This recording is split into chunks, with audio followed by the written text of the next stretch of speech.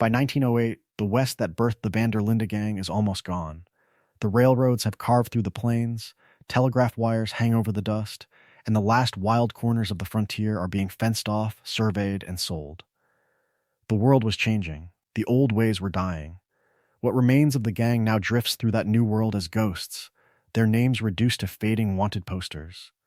Their legends told in half-remembered barroom whispers and government reports stamped deceased. Once, they were the living embodiment of resistance to that march of civilization. An outlaw family that claimed to stand for freedom against a rigged system, preaching a rough frontier philosophy about the poor, the powerless, and the dream of living beyond the reach of bankers and barons. Yet by the time federal agents send John Marston to hunt his former brothers, the question hanging over every grave and every burned-out homestead is not just who the Vanderlinde Gang were, but what exactly they did to earn their place among the most notorious criminals in American history. This is a story of loyalty and betrayal, of dreams that began idealistic and ended in delusions and blood. From its humble beginnings in the 1870s to its violent scattering in the early 1900s, the gang's life can be traced through a single, unbroken chain of crimes. Petty confidence tricks and stagecoach stick-ups grow into armed train robberies, bank jobs, kidnappings, and massacres. Confidence scams become fraud on a grand scale. Local feuds turn into sabotage, scorched earth, and, on a distant tropical island, actions that in the truest sense resemble war crimes. Every major crime is a milestone on that road, a road that bends from hopeful revolution toward tragic implosion. The Blackwater ferry robbery that leaves civilians and lawmen floating in red water, the St. Denis bank heist that shatters the gang's illusion of invincibility, the quiet feud in Rhodes that ends with a manor house blazing against the night and a family line erased in gunfire and smoke. Each act is both a grab for money and a step deeper into paranoia, a moment where loyalty is tested, twisted, and sometimes sold. This video follows that road step by bloody step. From the very beginning, when two traveling conmen meet and nearly rob each other before deciding to join forces, through the recruitment of lost soul after lost soul, through the desperate flight from Blackwater to Coulter, Horseshoe Overlook, Clemens Point, Shady Bell, and finally Beaver Hollow. Robberies, murders, kidnappings, fraud, sabotage, and open insurrection are not background details here, they are the spine of the story. The turning points where Dutch's philosophy collides with reality and fractures. Because these are not just crimes on a ledger, they are choices made by broken people, by a family trying to outrun a closing world, each decision tightening the noose around their own necks. To understand the end, the massacres, the betrayals, the government manhunts and lonely deaths on muddy hillsides, the story has to return to where it all began. Two men, one idea, and the first small crime that would grow into an empire of blood. From that very beginning, the empire of blood does not start with a massacre or a train explosion. It begins with two men, one bad afternoon, and a failed con in a half-forgotten town somewhere in the 1870s, when the world was changing and the old ways were dying. Dutch van der Linde walked into that town with speeches in his head and robbery on his mind. Hosea Matthews arrived with the same intention. Each had picked the same wealthy mark, the same easy opportunity, the same promise of quick money. Dutch tried to charm the man with grand talk about investment and freedom. Hosea tried to swindle him with forged papers and a fake business venture. Within minutes, the mark realized both businessmen were thieves, raised the alarm, and chaos followed. What happened next set the tone for everything that came after. Dutch and Hosea, strangers a moment earlier, improvised together under fire, one drawing the sheriff's attention with a theatrical argument, the other slipping out a back window, circling around, and pulling a gun to free his accidental accomplice. Two con men, each trying to rob the same victim, ended the day escaping the same posse, laughing breathlessly in the dust. It was, in the truest sense, the first Vanderlinde heist. On that ride out of town, a philosophy took root. Dutch ranted about government men, railroad barons, and industrialists carving up the West, calling them the real thieves, the living embodiment of a rigged civilization. If the system was corrupt, then robbing it was not just survival, but justice. That was his story, a story of freedom and resistance, of outlaws as warriors against progress. Hosea did not fully believe the rhetoric, but he saw its power. Dutch could turn crime into a cause. Their early pattern reflected that balance between dream and deception. They drifted across the emerging West, running confidence tricks in border towns, small-time robberies on lonely roads, and the occasional stagecoach hit when money ran thin. Hosea specialized in nonviolent scams, fake oil wells, bogus railroad bonds, imaginary land deals sold to greedy speculators who never saw their money again. Dutch handled the more direct work, pistols and bravado when charm failed. From its humble beginnings, a code was hammered out in the dust and smoke. No senseless killing. Steal from the rich, never from the desperate. Protect those who rode with them, even at personal cost. Stay moving, stay unseen, stay one step ahead of civilization and the law. Yet even then, the line between noble outlaw and self-serving thief was already blurred. Were they avenging the common man, or simply enriching themselves under prettier words? Early brushes with lawmen answered that question with gunfire and wanted posters. A near capture in Kansas taught them to vanish across state lines. A bounty hunter in New Austin tracked them for weeks before Hosea faked their deaths with burned clothes and a staged grave. Each escape reinforced the need for mobility, misdirection, and a loose nomadic life. But ambition grows. Two men can only rob so many coaches, run so many cons, and fight off so many pursuers. If Dutch's grand philosophy was going to be more than campfire talk, if Hosea's schemes were going to scale beyond small-town banknotes, they needed more hands, more guns, more believers. Bringing in new blood would multiply their power and their crimes into something far more dangerous. The next recruits would not just change the gang, they would change the entire story. The next chapter in their story began with a boy in over his head. Arthur Morgan was barely a teenager when Dutch and Hosea found him, already drifting toward crime after losing both parents, already learning that in this world the weak were prey. From its humble beginnings, his life as an outlaw was not a dramatic fall from grace. It was the only road anyone ever truly laid out in front of him. Dutch saw potential, and more than that, he saw a cause. Arthur became the first real proc, the living embodiment of Dutch's belief that a lost soul could be reshaped by the right philosophy. Dutch taught him to read, to argue, to see the rich and powerful as thieves in better clothes. Hosea taught him how to move quietly, how to case a town, how to walk away when civilization stared too hard.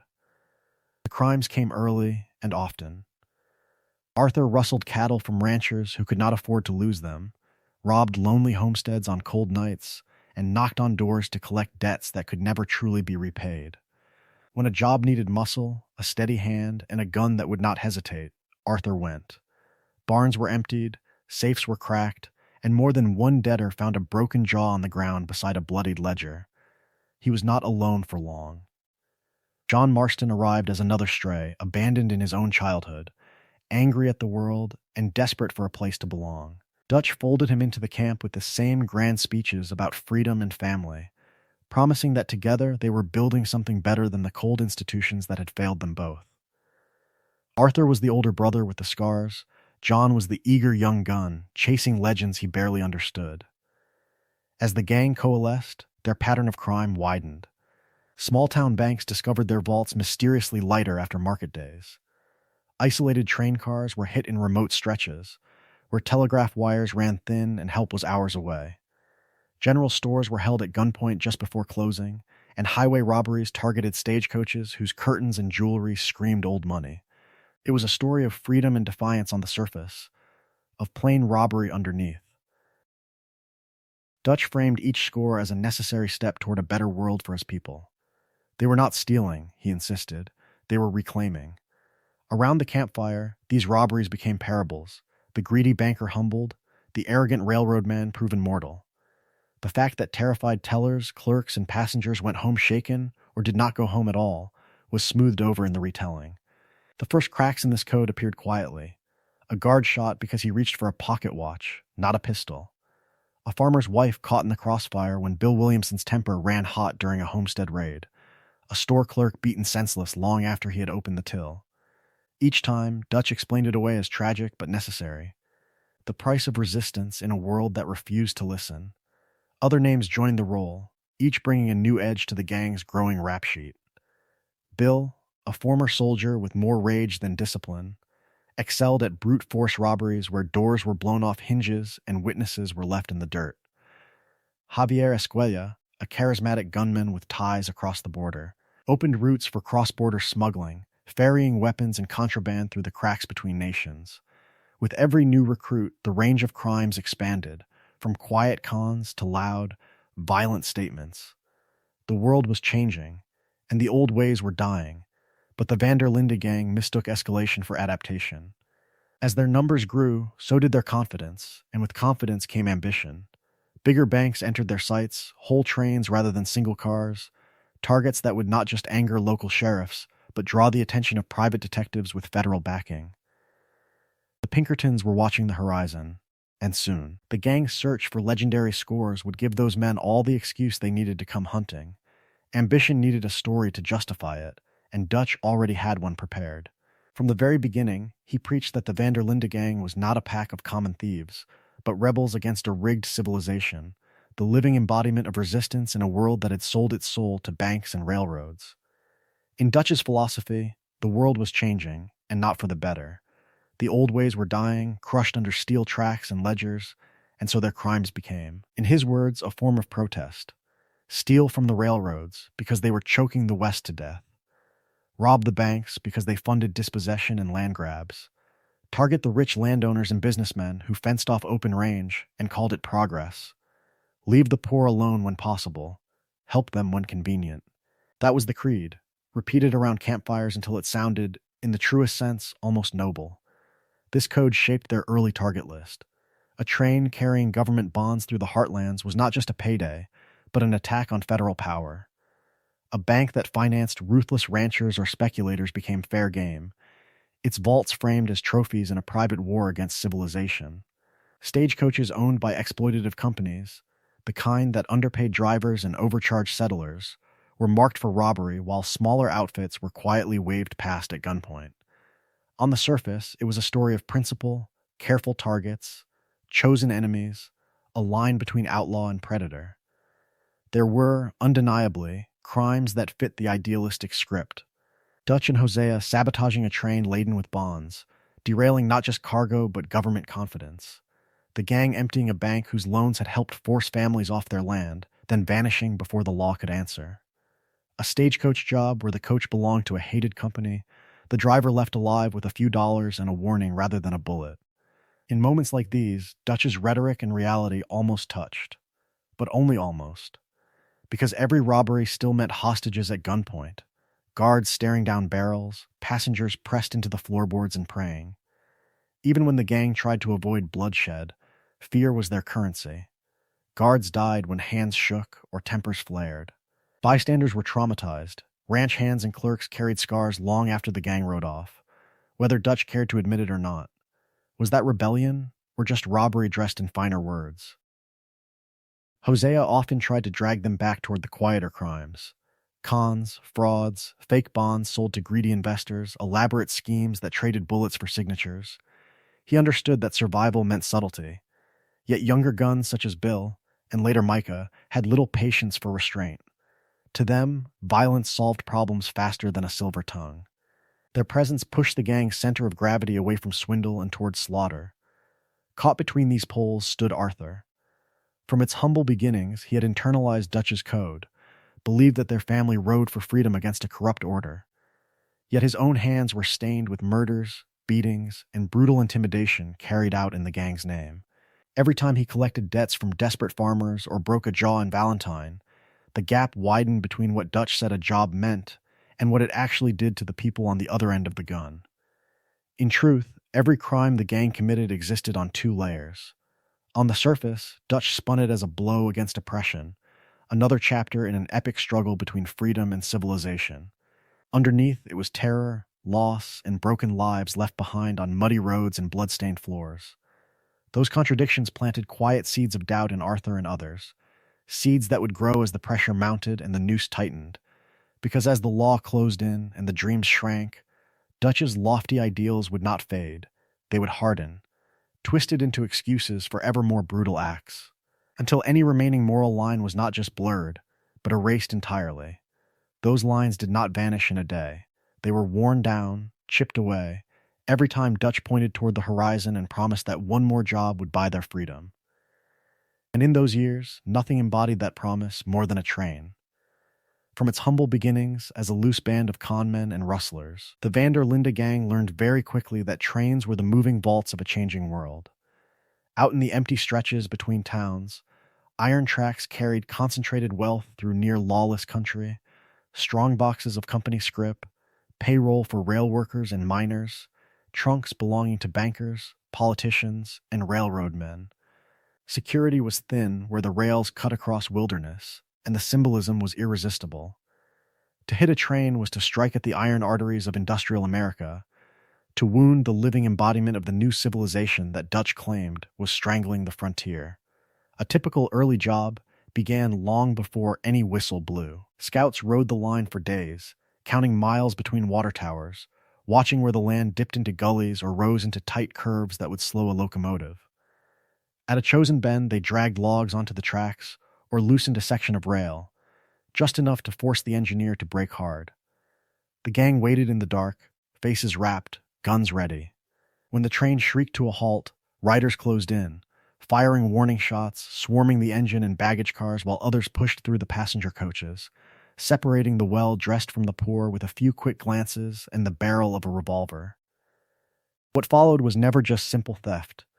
These were crimes layered on crimes, armed robbery at gunpoint, destruction of company property, assault on guards and passengers, and, when someone grabbed for a weapon or refused to hand over a watch, sudden murder that left blood soaking velvet seats. Dutch preached that they spared the common folk, yet in the chaos of smoke and shouting, that line blurred. A panicked brakeman, a clerk trying to shield a payroll safe, a low-paid guard doing his job could end up dead in the aisle. Another nameless casualty in a story of dreams and delusions. As the gang grew bolder, the jobs grew more elaborate. Sabotage became a weapon in its own right. They learned to blow sections of track to derail cars carrying military rifles or government bonds, to unpin couplings and roll selected carriages down grades into ambushes, to cut telegraph lines the moment a train stopped so no message could outrun their horses. These were not just robberies, in the truest sense. They were small acts of war against the network binding the West to distant boardrooms. Every explosion, every shattered rail, was wrapped in Dutch's philosophy. He told them they were not thieves but revolutionaries, hitting rail barons and faceless corporations that bought land, crushed unions, and pushed homesteaders aside. It sounded righteous around a campfire. It sounded less noble when a wounded fireman bled out beside a tipped coal car. Yet inside the gang, those human costs were minimized, joked about, or simply ignored. A dead porter became an unfortunate necessity, a maimed engineer an acceptable price for the gang's survival. These train jobs demanded planning, discipline, and trust. Riders had to hit their marks in the dark, sharpshooters had to know exactly which lantern was a signal and which was a target, and every man and woman had to believe the others would not break and run when the first shot cracked. Success tightened their sense of family and fed the belief that they were untouchable. But each derailed car, each looted strongbox, each body left cooling on the ballast, also painted a brighter target on their backs, drawing the attention of railroad detectives, Pinkertons, and powerful men whose money had been on those trains. And one day, that attention became personal. A particular train, carrying interests far beyond a simple payroll, would be pointed out to Dutch by enemies of a wealthy industrialist. It promised a fortune, a blow against everything he claimed to hate. It would also set in motion a chain of events that haunted the gang for years. Long after the smoke cleared and the tracks were repaired, that train job was not an exception. It was a template. The same cold, methodical structure that governed their work on the rails also defined how the Vanderlinde Gang went after banks, safes, and whole towns that needed reminding who really held power in a world where the old ways were dying. Preparation always came first. Days, sometimes weeks, were spent drifting through a town as harmless travelers, gamblers, or drifters. Hosea would linger near saloons and barber chairs, listening for talk of payroll deliveries, timid bankers, or overconfident sheriffs. Arthur watched guard rotations, counted rifles, and noted which alleys stayed dark after midnight. Dutch, from the very beginning, looked for something else: sympathetic locals, a corrupt deputy, a store owner in debt.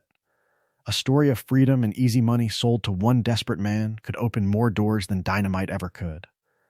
Roles inside the gang reflected this quiet choreography. Dutch was the planner and frontman, the living embodiment of confidence as he strolled into a lobby in a fine coat, speaking softly while his hand hovered near a pistol. Hosea, when his lungs still held and his wit stayed sharp, preferred to be the strategist in the wings, staging a distraction across town, starting a card game or a small fire to pull eyes away from the bank. Arthur and Bill were the muscle, looming over cowering clerks and shoving counters aside. Javier and the other riders took posts on rooftops and side streets, ready to cut down any lawman who arrived too quickly, or to trigger the escape if everything fell apart. The anatomy of a heist rarely changed, a sudden takeover of the lobby. Shouts, gunshots into the ceiling, customers forced to their knees as the doors were barred and windows covered. The manager hauled out at gunpoint, hands trembling as he worked the combination to the vault. While the bags filled with bonds and bills, time became the enemy. Every second meant more crimes quietly stacking up: armed robbery, unlawful imprisonment, assault with deadly weapons, destruction of property, and, when fear or defiance met a short temper, murder in the early years. There were successes that almost felt clean: a small-town bank where not a single civilian died, a safe cracked on a Sunday when the sheriff was at church and the deputies were drunk behind the jail. Those days fed Dutch's philosophy. They escaped with full saddlebags and minimal bloodshed, convincing themselves that they were, in the truest sense, outlaws with a code. Proving that civilization was the real villain. Wasn't it proof that they could outsmart the law forever?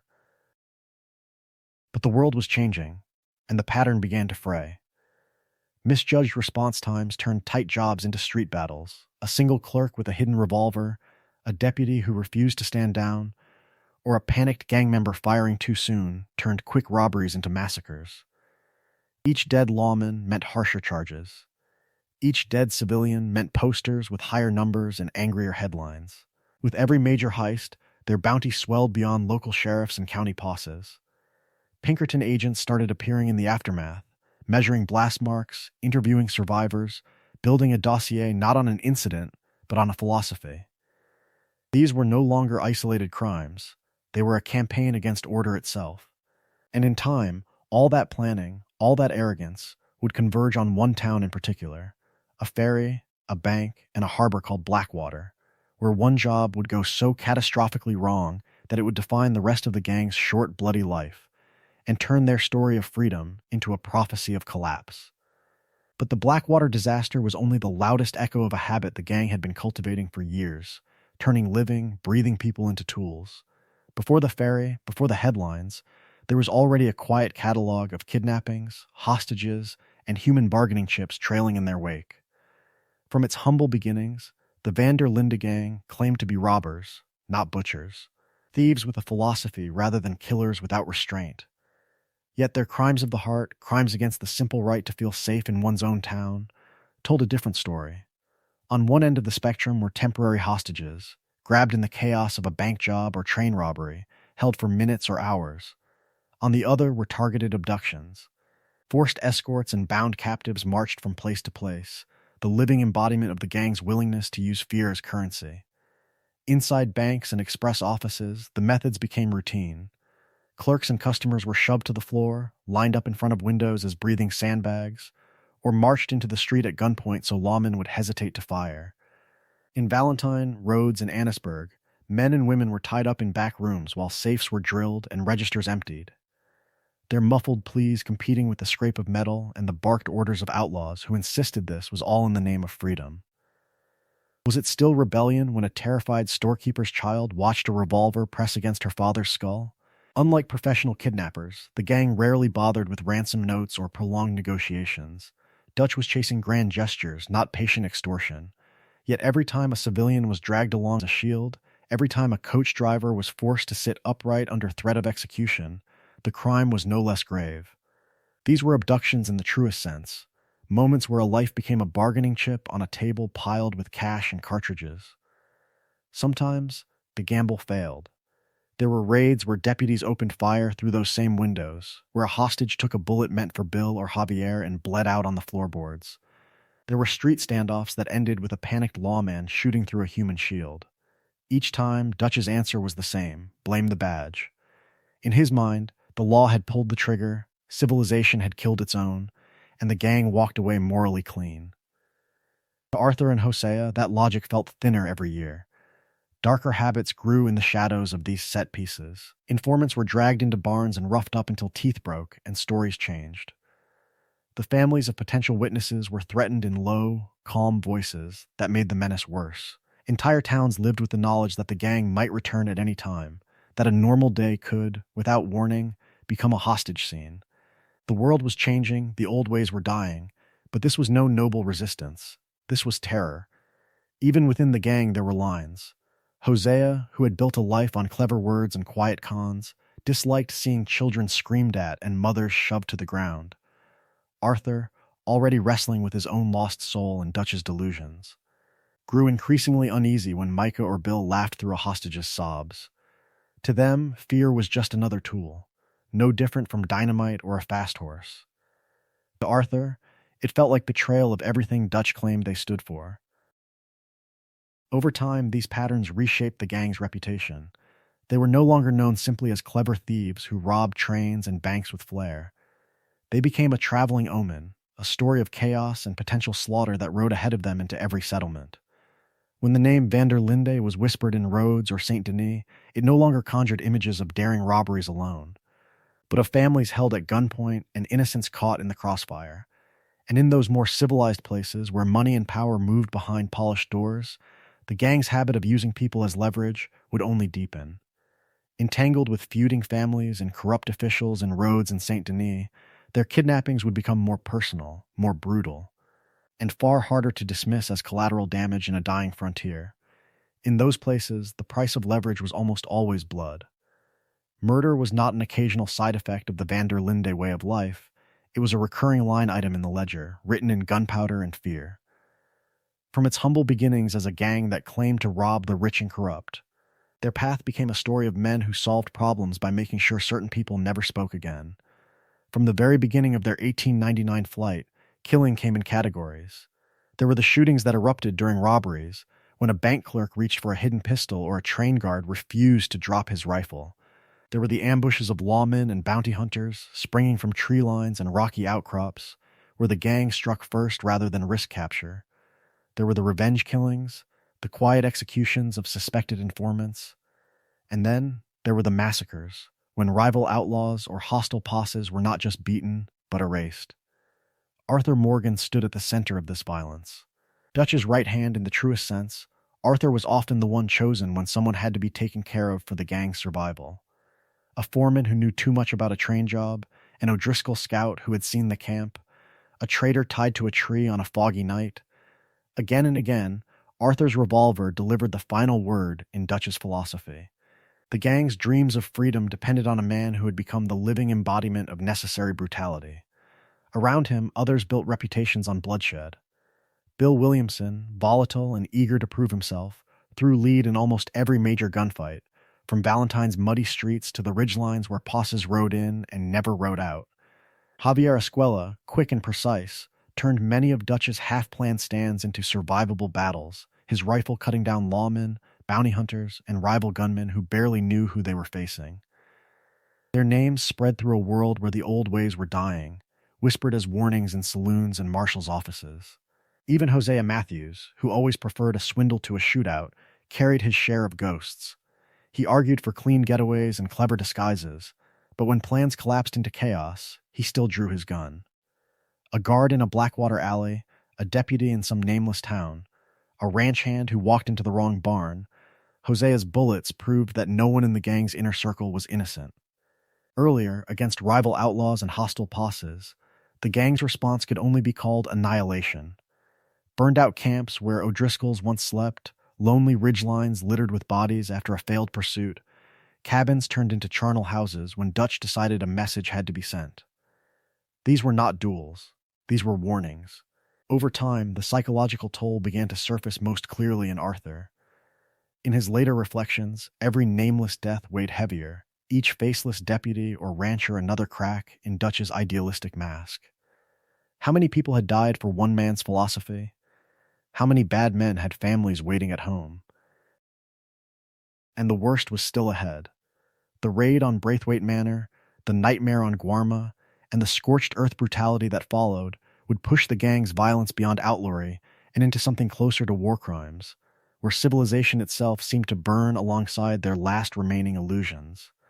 When the smoke from those war crimes finally thins, what is left is not just chaos, but paperwork. Behind every burned plantation and shattered town stands another monument to the gang, the wanted posters. Names in bold ink, numbers in red, a story of loyalty and betrayal flattened into lines on a ledger. At the top, in almost every jurisdiction, sits Dutch Vanderlinde. To the law, he is not a philosopher or a dreamer. He is the charismatic mastermind, the living embodiment of organized outlawry in a world that claims to be marching towards civilization. His rap sheet runs across states, multiple counts of armed robbery, bank and train, conspiracy to commit murder, incitement of riots in towns from Blackwater to St. Denis, interstate flight, obstruction of federal agents. Add to that at least a dozen homicides, including officers gunned down at the ferry in Blackwater, deputies shot in Valentine and Rhodes, and civilians killed when Dutch chose bullets over surrender. Those crimes are not separate from his leadership. They are the proof of it. Dutch orders hits on Colm O'Driscoll's men, plans heists that spiral into massacres, and when cornered, he pulls the trigger himself. The St. Denis bank job alone earns him federal charges for attacking a national institution, conspiracy with foreign agents through his Guarma misadventures, and the cold-blooded killing of lawmen in the street. Bounties on his head rise into the thousands, posted in New Hanover, West Elizabeth, Lemoyne, and beyond, all bearing the same aliases, Dutch Vanderlinde. A. Vanderlinde, sometimes simply the Dutchman. Just beneath that name, almost always, is Arthur Morgan. From its humble beginnings when he was a teenage thief to the final ride, Arthur's record becomes a catalog of violence in the truest sense. Armed robbery of banks, trains, stagecoaches, and homesteads, aggravated assault, intimidation, kidnapping. Dozens of homicides tied to raids in Rhodes, Valentine, Annisburg, and the Braithwaite and Gray conflicts. Pinkerton files describe him as Dutch's feared enforcer, present at nearly every major operation: the Blackwater Ferry, the Cornwall train robberies, the St. Denis Bank, even the Guarma insurrection that edges into war crime territory. Yet Arthur is also the strange contradiction in those files. Witnesses speak of a man beating debtors half to death, then slipping money to widows. A gunman who slaughters O'Driscolls without blinking, but risks his life for a sick prostitute's child. Protector and executioner, lost soul and guardian, he embodies the gang's collapsing philosophy, freedom for the family at any cost. And then the slow horror of realizing what that cost truly is. Hosea Matthews' poster reads differently. Fewer murders, far more words. Fraud, impersonation, forgery, elaborate confidence schemes from the heartlands to the Grizzlies. He passes as a traveling merchant, a foreign baron, a mild-mannered bookkeeper. Yet even this gentleman thief carries robbery charges and accessory to homicide from jobs that Dutch turned bloody, the early bank hits, the attempted scores in Blackwater and St. Denis where his careful plans drown in gunfire. To lawmen, Hosea is the slippery con man always one town ahead. Dutch the untouchable mastermind, Arthur the gun in Dutch's hand. Their aliases, Matthews, Madison, Morgan, Black Lung, are pinned up from Valentine to St. Denis, a web of ink across the map showing how far this family's dreams and delusions have spread. And this is only the beginning of that roll call. Because behind those three names wait John and Bill, Javier and Charles, Micah and Sadie, each carrying a personal catalog of blood, theft, and betrayal that will drag the gang even closer to its end. And standing closest to that brink, in those years when the gang's legend was still being written, were the younger guns Dutch had pulled in and raised on his philosophy: John Marston, Bill Williamson, and Javier Escuela. Their rap sheets grew in the shadow of Dutch and Hosea, but their crimes were no less real and no less bloody. John's story is, from its humble beginnings, a story of a boy trying to earn a place at the fire. Taken in as a teenager after his parents died or disappeared into prison, he started small, cattle rustling on the Heartland's plains, holding up lone riders on back roads, robbing a stagecoach here and there under Hosea's watchful eye. But the world was changing, and Dutch needed more than petty theft. Soon John was riding on train jobs through the Grizzlies, storming into banks in towns that had barely finished hammering up their signs. Each successful robbery was another step toward belonging. Dutch praised his courage, Arthur rode beside him, and the camp cheered when he came back with saddlebags full of cash. In the truest sense, crime became the currency of affection. If Dutch said a banker was a parasite, if Hosea shrugged off a dead guard as the price of freedom, how easy was it for a half-grown outlaw to believe that murder and robbery were just part of the family business? John's need for family turned every pulled trigger into proof that he deserved to stay. Bill Williamson came in older, meaner, already half-broken by the army and the bottle. From the very beginning, Dutch saw in him not a subtle thief, but heavy muscle.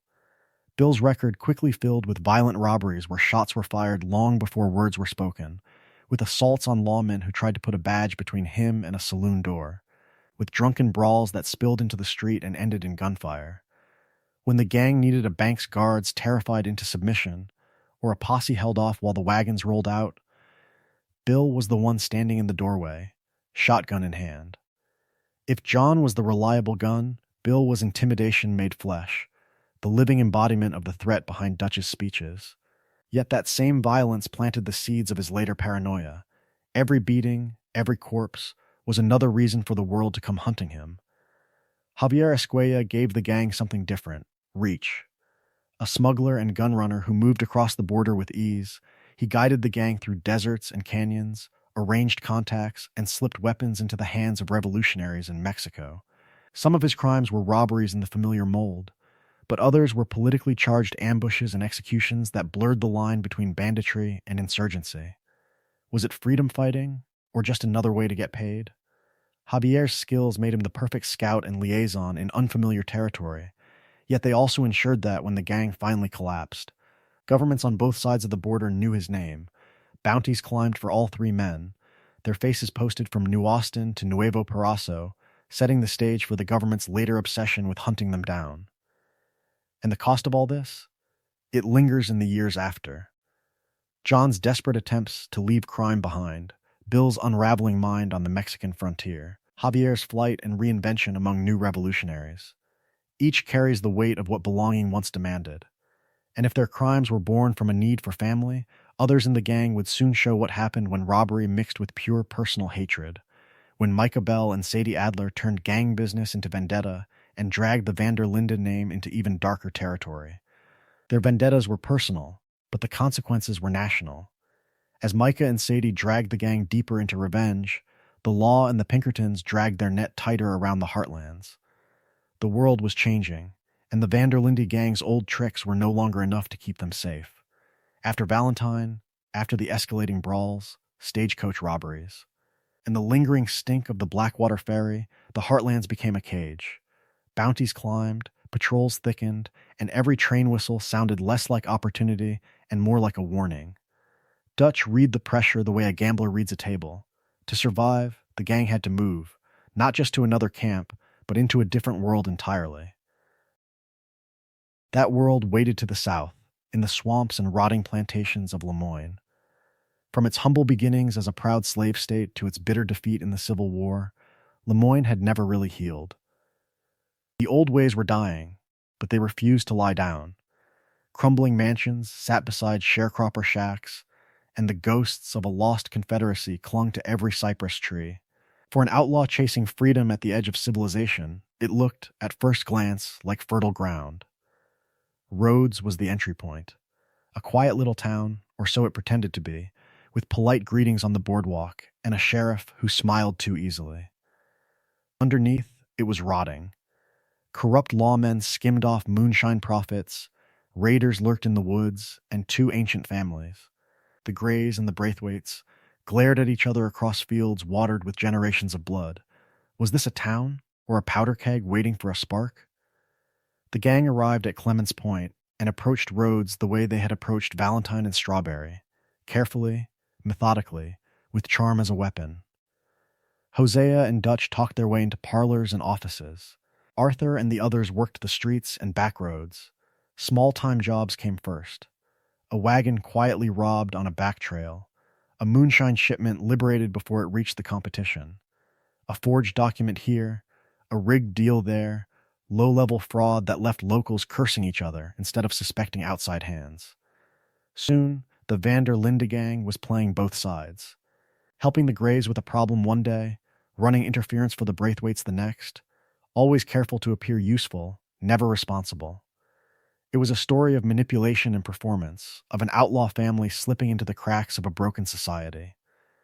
Dutch believed, in the truest sense, that he could turn this ancient hatred into profit while staying above the worst of the bloodshed. To him, the feud was just another system to exploit. But Lemoyne was not the open frontier. Its violence was older, more suffocating, steeped in slavery, pride, and denial. The gang's robberies and hijackings began to blur into kidnappings and disappearances. Their arsons would soon echo the burnings that had haunted these plantations for decades. How long could they dance on the edge of this fire without being consumed? The answer waited on a hill outside Rhodes, where the Braithwaite Manor loomed over the darkened fields. At night, its windows glowed against the sky, the living embodiment of everything rotten in Lemoyne. Before the gang left this place, that house and the twisted world that birthed it would not just be a silhouette. It would be burning. But before the flames, there was a con. Before the manor burned, the gang tried to turn Rhodes itself into a ledger they could balance in blood and silver. It was a story of fraud and deception, of an outlaw family convincing itself that clever lies were somehow cleaner than open slaughter. From its humble beginnings, the feud between Braithwaite and Grey had been about land, pride, and old money. By the time the Vanderlinde Gang arrived, it became about opportunity. Dutch and Hosea saw two decaying dynasties clinging to a past where they still mattered, and they moved in as hired guns, problem solvers, and trusted advisors, while secretly serving only one philosophy, their own survival. To the Greys, they were loyal muscle. To the Braithwaites, they were discreet business partners. In the truest sense, they were parasites feeding on both. Hosea took point with the Braithwaites, all charm and weary sophistication, talking tobacco prices and railroad contracts while quietly arranging document forgeries and contraband deals. Deeds were altered, signatures copied, shipment papers rewritten so that crates meant for one family disappeared into the gang's pockets or arrived late, damaged, or not at all.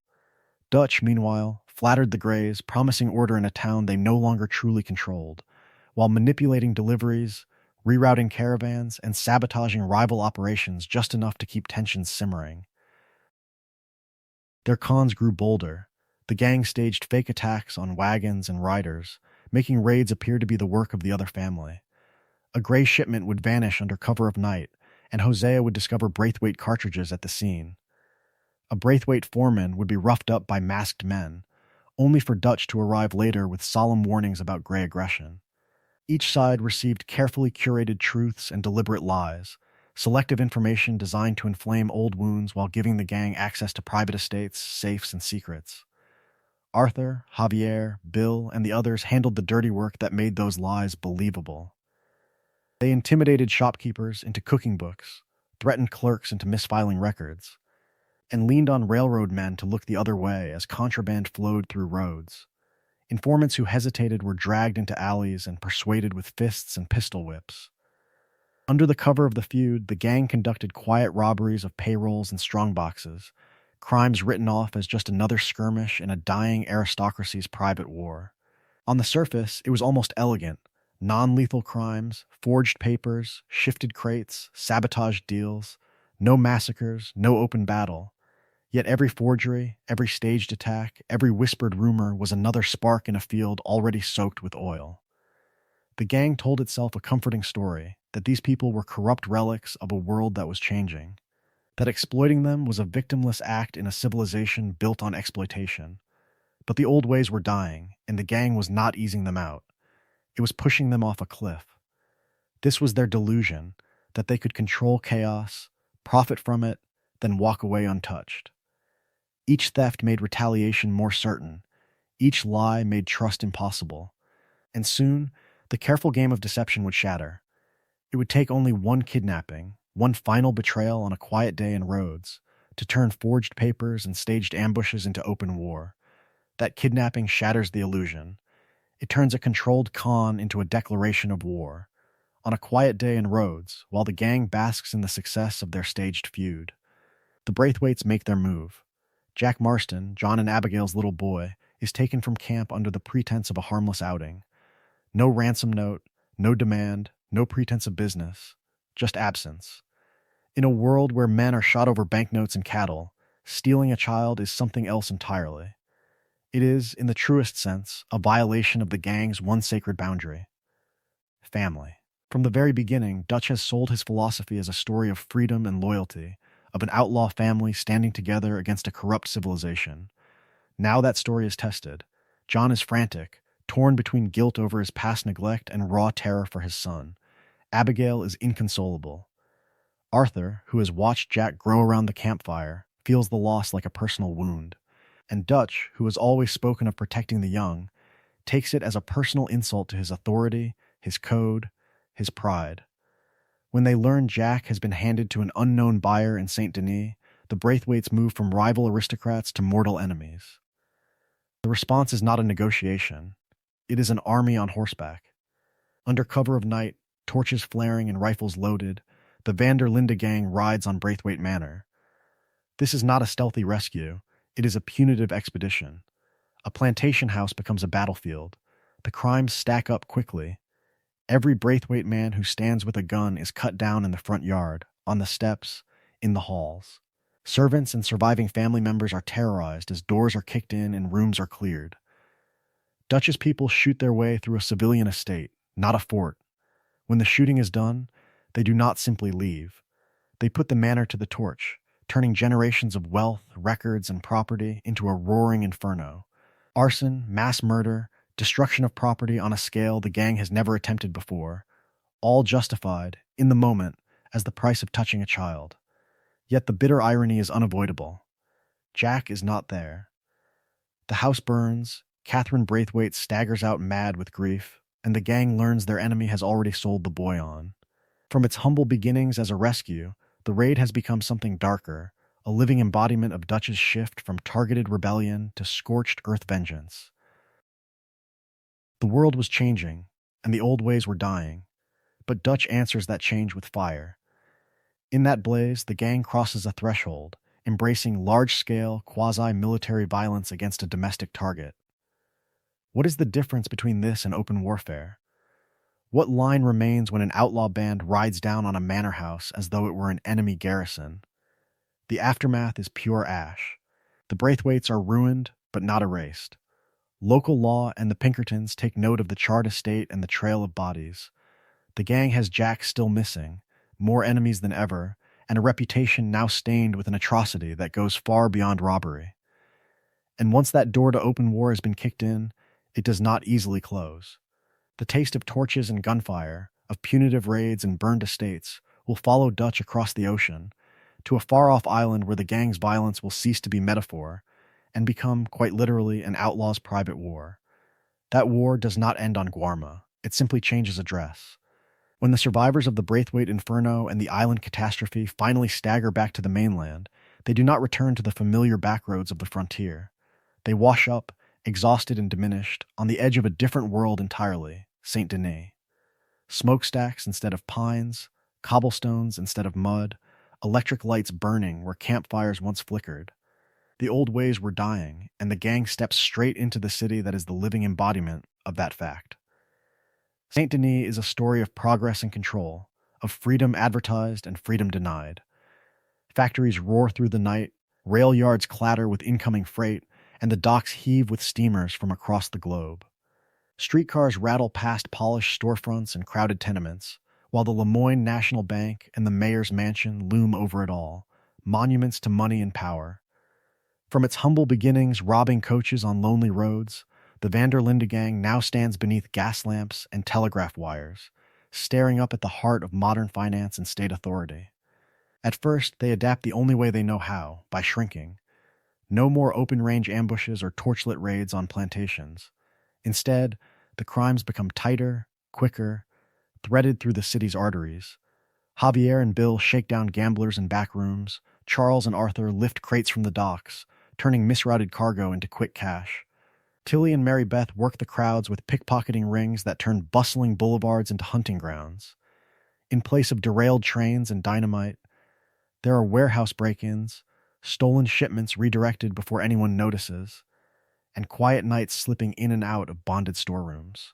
Hosea, in the truest sense, thrives in this new arena. To him, Saint Denis is a conman's paradise, a maze of ledgers, gullible investors, and men who believe they are too civilized to be fooled. He spins fake investment schemes and bogus business partnerships, selling oil that does not exist and rail ventures that will never be built, gently parting the city's elite from their money with a smile and a handshake. How ironic is it that the most respectable crimes the gang ever commits are also some of the most lucrative?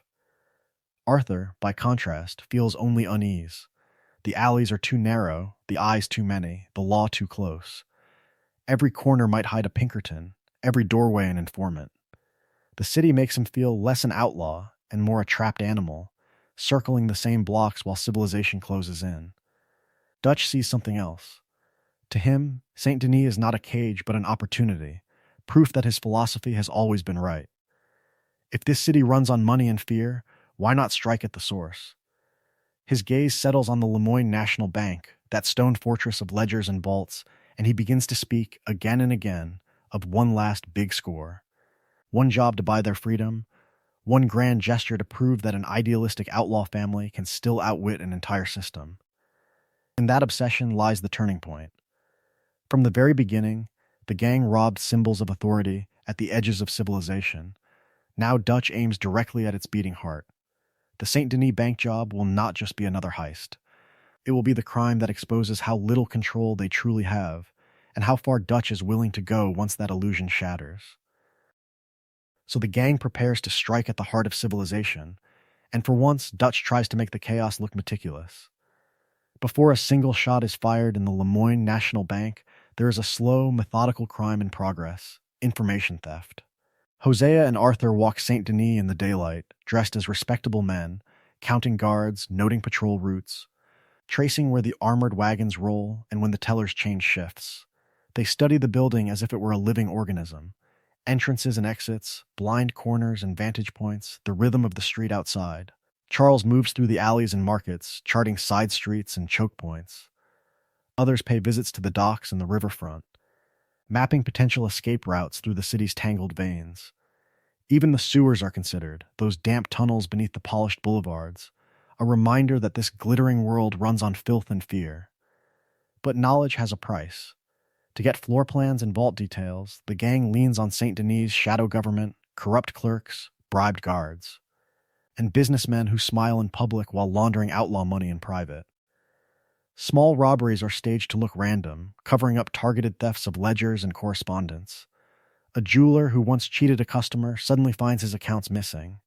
A minor city official is caught in a brothel raid that somehow never makes it to the papers. These are crimes in the truest sense, not for cash in hand, but for leverage. Dutch's philosophy of striking at the real thieves now depends on the very men he claims to despise. From its humble beginnings as a band of idealistic highway robbers, the Vanderlinde Gang is now paying protection to the same civilization it vows to escape. Logistics turn preparation into another wave of offenses. Explosives are acquired through backdoor deals and stolen shipments. Dynamite meant for railroads quietly diverted to gang-safe houses. Documents are forged to pass as security inspectors and officials, signatures copied from stolen letters. Wagons vanish from stables on the outskirts of town, repainted and hidden in warehouses. Boats are taken from inattentive owners along the river, held in reserve for a desperate flight. Weapons are cleaned, oiled, and cached in rented rooms and abandoned buildings, each hiding place another quiet trespass. Inside the gang, the pressure fractures old certainties. Hosea, the living embodiment of their original grift and run philosophy, questions the scale of the job, warning that a federal bank in the biggest city they have ever robbed is not a symbol but a trap. Arthur, watching Dutch grow closer to Micah and more distant from the needs of the camp, feels that warning in his bones. Micah, in contrast, urges heavier firepower, more intimidation, more bodies on the floor if that is what it takes. All the while, the Pinkertons are tightening the noose. The blood in Rhodes, the brazen shootout in Saint Denis after the trolley station job, the trail from Blackwater onward, each crime gives the agency a clearer pattern, a sharper profile of how this outlaw family moves and kills. Informants whisper, Agents watch the docks and the richer districts, and Dutch's boast that they can vanish into the crowd grows thinner by the day. This bank job becomes a story of everything the gang has ever been: con artists and killers, dreamers and deserters, using robbery, fraud, sabotage, and violence in one grand, desperate play for freedom. Dutch promises that this will be the last score, the one that buys land, safety, a future away from a world that is closing in. But the world was changing, and the old ways were dying, faster than even he can admit. So on the chosen day, they dress in their finest suits, holsters hidden beneath polished coats, masks tucked away, hearts hammering. They walk in formation through the bright streets of Saint Denis, past carriages and electric lamps, toward the marble steps of the Lemoyne National Bank. Each footstep is another crime echoing forward, another choice that cannot be undone.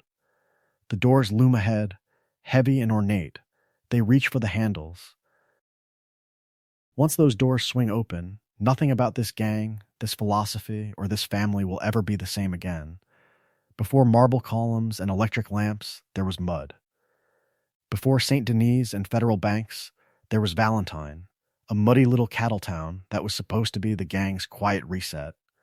After the frozen desperation of Coulter, Dutch led his people down into the heartlands and pitched camp at Horseshoe Overlook, promising that this would be a fresh start, a chance to rebuild without drawing too many eyes. On paper, it sounded almost idealistic. In practice, it became a story of escalation. Valentine, from its humble beginnings as a rancher stopover, was the living embodiment of a frontier in transition. The world was changing, the railroad cutting through open range. The old ways were dying under ledgers and telegraph wires. Dutch claimed they would adapt, keep a low profile, and quietly restore their finances. Yet the very beginning of that rebuilding rested on Leopold Strauss and his ledger of human misery. Arthur's debt collections around town, beating sick men, threatening families, shaking down desperate ranch hands, were not just civil disputes. They were criminal intimidation, assault, and extortion, each visit leaving bruises and fear that turned the town's mood against the strangers camped in the hills. From there, the spiral deepened. The robbery of Valentine's doctor's office, with Arthur and an accomplice pushing through the respectable front into the illegal backroom, stacked crimes on crimes, armed robbery, theft of controlled medicines, unlawful entry, and the terrorizing of staff and customers who watched a supposed healer's shop revealed as a den of vice. Witnesses were beaten or warned into silence. Some talked anyway. In the truest sense, civilization was taking notes. Then came Tommy. A simple insult and a few harsh words in the saloon erupted into a legendary brawl that tore through doors, windows, and pride. Arthur and Tommy crashed into tables, walls, and the street itself, turning a drunken scuffle into a public spectacle of property damage and aggravated assault. By the time the sheriff dragged Arthur away, half the town had seen Dutch's enforcer pounding a man into the mud. If there had ever been a chance to remain anonymous, it ended with Tommy's broken body and the smashed facade of the Smithfield saloon. Around this chaos, the real money started to move. Stagecoach heists in the heartlands, planned by Arthur and Hosea, turned quiet roads into killing grounds, involving armed robbery, unlawful discharge of firearms, and repeated attempts on the lives of guards and pursuing lawmen. The Valentine bank robbery crowned it all. Dutch, Arthur, Bill, and Javier storming a financial institution with masks and guns, binding staff, blasting open the safe, and trading bullets with responding deputies. Attempted murder, conspiracy, destruction of property, each shot fired carved another line into their invisible rap sheets. Every member's role in Valentine revealed something essential. Bill and Javier, ever the muscle, stood in doorways and alleys as looming threats, enforcing Dutch's philosophy at gunpoint. Arthur became both planner and executioner, the man who could sketch a route, calm a horse, and crack a skull in the same breath. John hovered at the edge of reliability, daring and useful when present, but often absent or wounded, already foreshadowing the tensions between loyalty and betrayal that would define his future. And above them all, Dutch, the charismatic architect, insisted that each robbery, each beating, was in service of freedom, of family, of a grand design that justified the terror left behind. Valentine began to choke on their presence. Wanted posters appeared more frequently, faces sketched in charcoal and pinned to walls. Witnesses were bribed, threatened, or quietly removed. Lawmen watched the roads with hands resting on holsters. The gang told itself it was just passing through.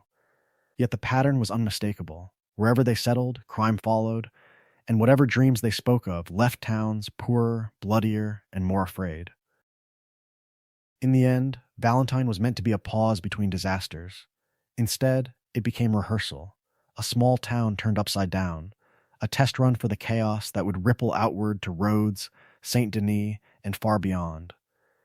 If this was how they behaved in a quiet phase, what would happen when Dutch decided to swing for something bigger, something truly unforgettable? If Valentine was rehearsal for chaos in the streets, Strauss's operation was rehearsal for something quieter, and in many ways far uglier. Not dynamite, not gunsmoke, but ink on paper and numbers in a ledger that condemned people just as surely as any bullet. From its humble beginnings, the Vanderlinde Gang had told itself a comforting story: rob the rich, harass the powerful, bleed the engines of civilization that were grinding down the frontier. Yet sitting at the edge of camp, spectacles glinting, Leopold Strauss was the living embodiment of a different philosophy. An immigrant bookkeeper turned loan shark, he practiced a form of outlawry that did not need gunfights to ruin a life. It only needed desperation, a signature, and interest rates that no honest laborer could ever hope to escape. Arthur's role in this was simple and terrible. Strauss kept the books, Arthur carried the ledger. Time and again, he rode out from camp with a list of names, turning what should have been mundane accounting into a story of intimidation, shattered doors, and broken hopes. He threatened men in their own yards, cornered women in their kitchens, smashed furniture, seized livestock and heirlooms. By the standards of any court, these were not mere collections. They were extortion, coercion, criminal threats dressed up as business. The victims were not robber barons or railroad tycoons. They were farmers, widows, laborers already standing on the edge. One family watched their few remaining cattle driven away at gunpoint. Another saw wedding china dashed to pieces on the floor, a deliberate reminder that resistance would cost more than money. Word spread through the region that the gang did not just rob banks, it came into homes. Fear did the work of 10 Pinkertons. At the center of this web sat the Downs family. Thomas Downs, a charity worker coughing his lungs out in Valentine's mud, owed Strauss money he could never repay. Dutch gave the nod, Strauss sharpened his pencil, and Arthur was sent to collect. The encounter is brief, but devastating. Arthur shoves a sick man into the dirt, grips his throat, beats him until blood and phlegm spray across his face. In the truest sense, this is where a debt turns into a death sentence. Thomas's illness worsens, his body breaks, and the line between harsh persuasion and involuntary manslaughter all but disappears. The moral weight of this hangs over Arthur more heavily than any train robbery. Dutch's rhetoric about freedom and resistance collapses when confronted with the image of a dying man and his starving wife and child. What kind of revolution shakes down the desperate for a few dollars? What kind of family calls this necessary? Yet the conspiracy is shared. Dutch approves the loans because the camp needs money. Hosea looks away, and every member eats from pots filled with blood-stained repayments. The world was changing, the old ways were dying, but this was not noble adaptation. It was hypocrisy in ledger form. Later, when Arthur returns to the Downs farm and sees what his violence has wrought, the debt becomes a kind of karmic indictment of the entire gang. No headlines, no wanted posters, just a widow, a ruined boy, and an outlaw finally seeing that some of their worst crimes were not spectacular heists, but quiet tragedies visited upon the weak Dutch claimed to defend. In the end, these small crimes might be the ugliest of all, because they prove that the gang's greatest betrayal was not of the law, but of its own ideals. Those quiet cruelties set the stage for something louder, brighter, and far more public. If the ruined widow and broken boy were invisible crimes, the Heartland's train robberies were the gang carving their philosophy into steel and fire for the whole world to see. From the very beginning, Dutch believed trains were the perfect score. They carried rich passengers, corporate payrolls, federal mail, and the illusion that robbing a railroad was somehow more righteous than robbing a farmer's pocket. In his mind, this was a story of freedom against civilization, of outlaws bleeding faceless companies, rather than desperate families. The fact that terrified civilians sat in those cars was an inconvenience he talked around, not a reality he accepted. That delusion met cold iron on Leviticus Cornwall's line in the Heartlands. To stop that first train, The gang sabotaged the tracks, a federal offense on its own, then wired them with dynamite prepared by Bill Williamson. Sabotage of infrastructure, unlawful use of explosives, conspiracy to commit robbery. Before the locomotive even appeared, the gang had stacked a ledger of crimes. When the plan went wrong and the train failed to stop, they pushed ahead anyway, derailing it in a blast that injured crew and passengers, turning a victimless corporate hit into attempted mass murder. Once aboard, the masks went on and the real work began. Arthur, Dutch, and the others moved car by car, weapons drawn, committing armed robbery against every soul in reach. Passengers were forced to kneel at gunpoint, effectively kidnapped, their freedom suspended until the gang decided they had taken enough. Javier provided covering fire outside, ready to gun down any guard or would-be hero. Lenny's quick thinking kept panicked civilians contained, while Bill's earlier explosives now branded him, in the truest sense, as the gang's resident demolitions man. Each action was another entry on an individual rap sheet, another step away from their humble beginnings as conmen and small-time thieves.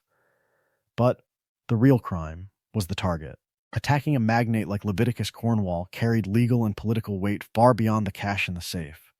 This was not just robbery. It was a declaration of war on capital itself, a direct assault on a man whose railroads, mines, and oil fields were the living embodiment of the new American order. The world was changing, the old ways were dying, and Cornwall had the money to make sure the government changed with him. That is why the second major train robbery near Horseshoe Overlook became a turning point. This time, the prize was not only cash, but bonds and sensitive documents tying Cornwall to politicians and industrial interests. Theft of securities, theft of confidential correspondence, obstruction of commerce, the crimes multiplied. And so did the consequences. Cornwall took it personally. Pinkerton involvement escalated from routine pursuit of outlaws to a near-military campaign against the Vanderlinde Gang. The collateral damage only deepened the stain. Railway workers died in wrecks they never chose, passengers were traumatized, and the economic disruption from derailed trains, delayed mail, and shattered tracks rippled through the territory. Every rancher waiting on supplies, every town missing payroll, would hear one name blamed. And still, Dutch told his people that each big score was the one that would set them free. In reality, every explosion on the tracks, every terrified scream in a passenger car, only tightened the noose. The image that remains is almost mythic, the gang riding away from a burning, derailed train under a sky blackened with smoke, believing they have struck a blow for freedom, not realizing they have just signed their names in fire on every wanted board in the heartlands and beyond, and that the men now hunting them will not stop at the edge of the tracks. The tracks burned behind them, but the gang did not ride into empty country. Their trail curved south, away from the open plains of the heartlands, and into a different world entirely. The damp heat, rotting wealth, and quiet malice of Lemoyne. If the train job had been loud outlawry, Rhodes would be its mirror image, where crime wore a suit, tipped its hat, and smiled over tea. From its humble beginnings as a plantation hub, Rhodes had decayed into something more insidious than a boomtown or a bandit camp. The old ways were dying, but they were not going quietly. The Greys and the Braithwaites still clung to their ruined empires, fighting a cold war of bribes, disappearances, and whispered threats. Dutch and Hosea looked at that decaying gentility and did not see tragedy. They saw opportunity. For Dutch, this was a chance to prove his philosophy in the truest sense, that intelligence could outplay civilization, that an outlaw mind could outmaneuver entrenched power. For Hosea, it was a return to the very beginning, to the long cons and confidence games that had once been their art. Why rob a bank with dynamite when an entire county could be robbed with charm, information, and a forged calling card? So the crimes changed shape. The first scores in Rhodes were not shootouts but card tables. Rigged poker games in smoke-filled back rooms, where marked decks and subtle signals let the gang walk away with the savings of merchants and drifters. Staged stagecoach tips along country roads, where helpful strangers just happened to be nearby, guiding victims toward trusted carriers who were, of course, Vanderlinde associates waiting to skim the cargo. At the center of it all stood Hosea, the living embodiment of the gentleman thief, spinning an elaborate con around Catherine Braithwaite. Under false identities, he and Trelawney played at being refined visitors, flattering an old matriarch while quietly probing her finances. Her grudges, her fears. Was this hospitality or hostage-taking by conversation? On paper, it was fraud, false representation, and social engineering. In practice, it was a slow-motion robbery of a dying dynasty's secrets. Arthur, John, Javier, and the others became hired hands and respectable callers, riding fence lines, escorting wagons, attending parties. Every chore doubled as reconnaissance. They mapped escape routes through cane fields, noted guard rotations, tested doors and windows under the guise of helpfulness. Trespass, conspiracy, and preparation for grand larceny hid beneath polite small talk. Their work did not stop at parlors and porches. The gang slipped into local smuggling and moonshine operations, helping move illegal distillate through swamps and backroads, dodging revenue agents and corrupt sheriffs. Technically, they became accessories to unlawful manufacture, transport, and tax evasion. Practically, they poured more fuel into a region already soaked in resentment. The longer they stayed, the more roads bent around them. Petty crooks grew bolder under their shadow. Lawmen, already compromised, found their remaining authority mocked and undermined. Dutch's decision to play both Greys and Braithwaites against each other turned simmering tensions into open plots. Was it strategy, or a story of arrogance dressed up as genius? Because beneath the quiet cons lay heavier crimes, identity fraud, long-term deception, deliberate interference in local power. The gang was not just stealing money, it was steering a feud toward catastrophe. And when blood finally spilled in roads, it would not be only outlaw blood. Innocents would pay for Dutch's dreams and delusions. The question was no longer whether the gang would ignite the powder keg, but when and who would be standing closest when it blew. The powder keg finally explodes not with a bank robbery, but with a missing child. One quiet afternoon at Clemens Point, Jack Marston simply is not there. His toys are scattered, his mother is screaming, and in an instant the road's game of masks and manners becomes a story of raw terror, of family torn open and restraint abandoned. This is the Braithwaites striking back. From the very beginning, Dutch had treated the feud as a chessboard, moving pieces, testing loyalties. Believing he controlled the tempo, Catherine Braithwaite proves him wrong in the cruelest way possible. Her men snatch Jack from camp, spirit him to Braithwaite Manor, and lock him away. It is abduction of a minor, unlawful imprisonment, and, beneath it all, a calculated attempt to turn a child into currency. Because Jack is not meant to stay in Lemoyne, Catherine conspires to traffic him to Angelo Bronte in Saint Denis, trading a scared boy for influence and money. In the truest sense, it is human trafficking dressed up as aristocratic maneuvering, a plantation matriarch selling an outlaw's son to an urban crime lord. The old ways were dying, but their cruelty had found new buyers. The gang's response is immediate and merciless. Under moonlight, they ride on Braithwaite Manor in formation, a small private army cutting across the fields with rifles, shotguns, and dynamite. This is no impulsive bar fight or back alley shooting. It is premeditated assault with deadly weapons against a family estate, an organized act of war on a southern dynasty. The assault itself unfolds as a catalog of crimes. Guards fall in the gardens, on the veranda, in the halls, multiple homicides, each one another nail in the gang's coffin. Servants are shouted down, threatened, shoved aside, their terror used as leverage. Doors are kicked in, paintings shredded by bullets, fine furniture splintered under boot and blast. Civilization's veneer burns away in the muzzle flashes. At the heart of it stands Catherine Braithwaite. Cornered on the front steps as fire licks through the windows behind her, she hurls curses and revelations in equal measure. Dutch and Arthur answer not with mercy, but with lead. Her execution style, killing on her own burning stairs, ends a bloodline in a single.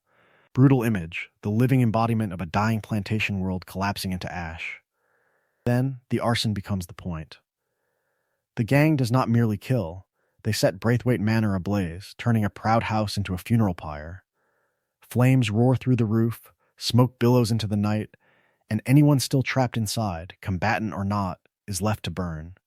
This is large-scale property destruction, a war crime in all but name, carried out for a boy who is no longer even there.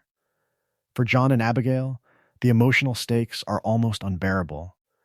Every shot fired is meant to bring Jack home, yet every corpse on the lawn raises the question, at what cost?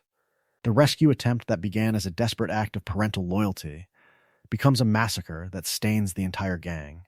Their dreams of freedom and family now ride on a mountain of bodies. By dawn, a powerful southern family is effectively erased. The local balance of power tilts overnight. Where there had been two great houses pulling strings and roads, there is now only the Greys, and a smoking crater of legal and social fallout in the gang's wake.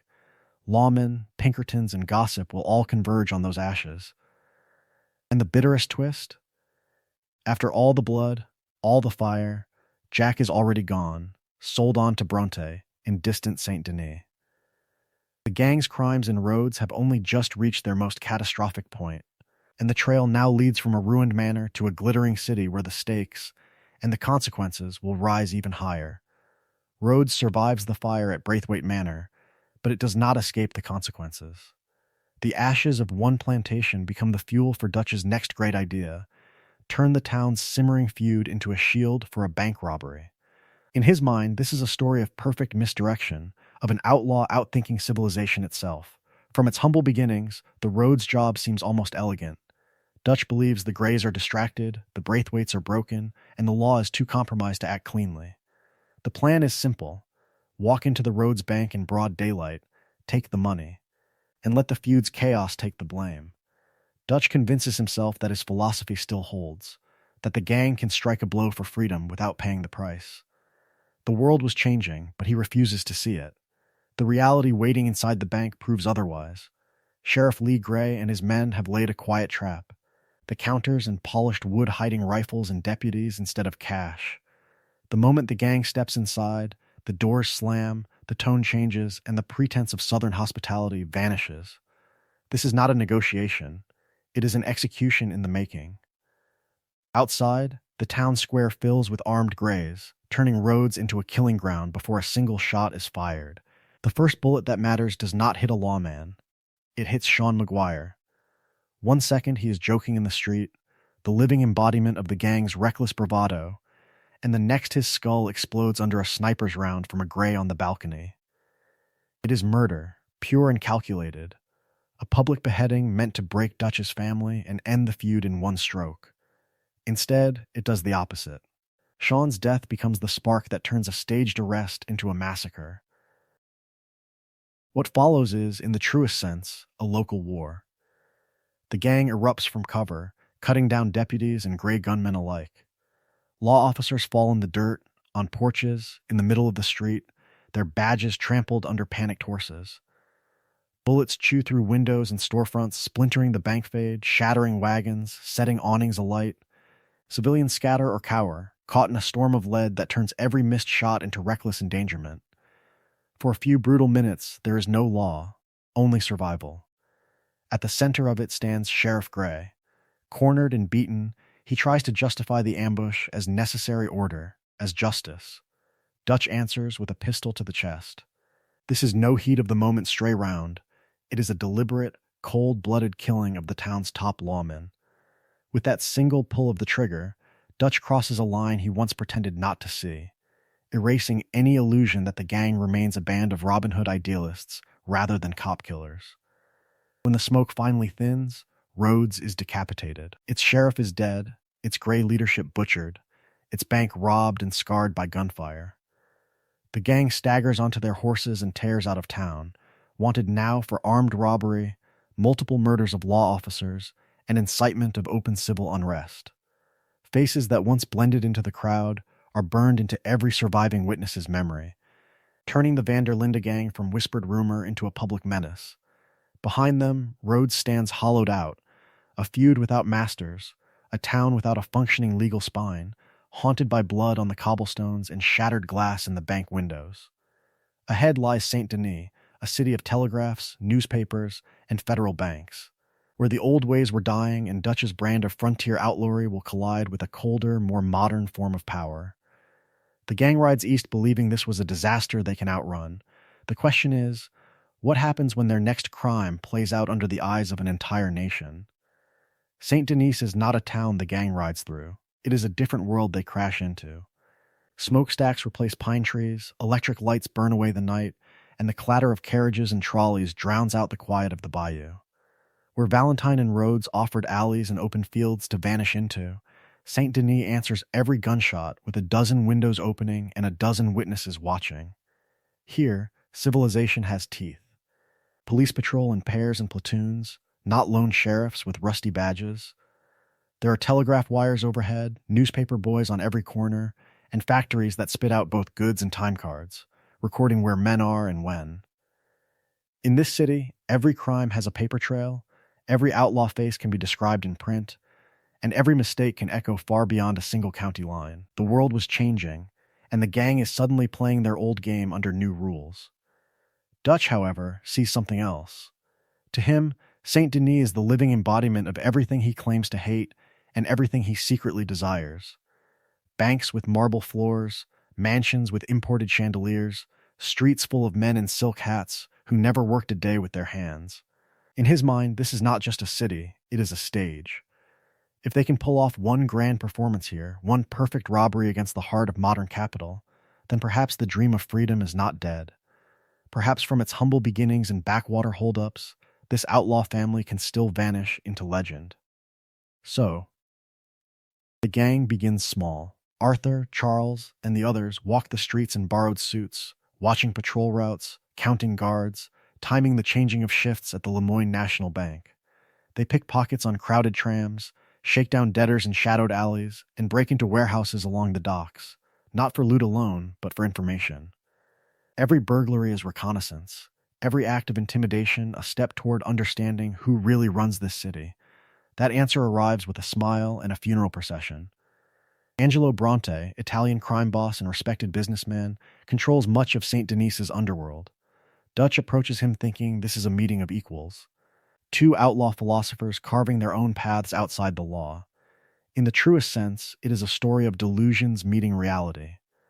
Bronte is not a romantic, he is a gatekeeper, and the gang's presence simply becomes another asset to be exploited.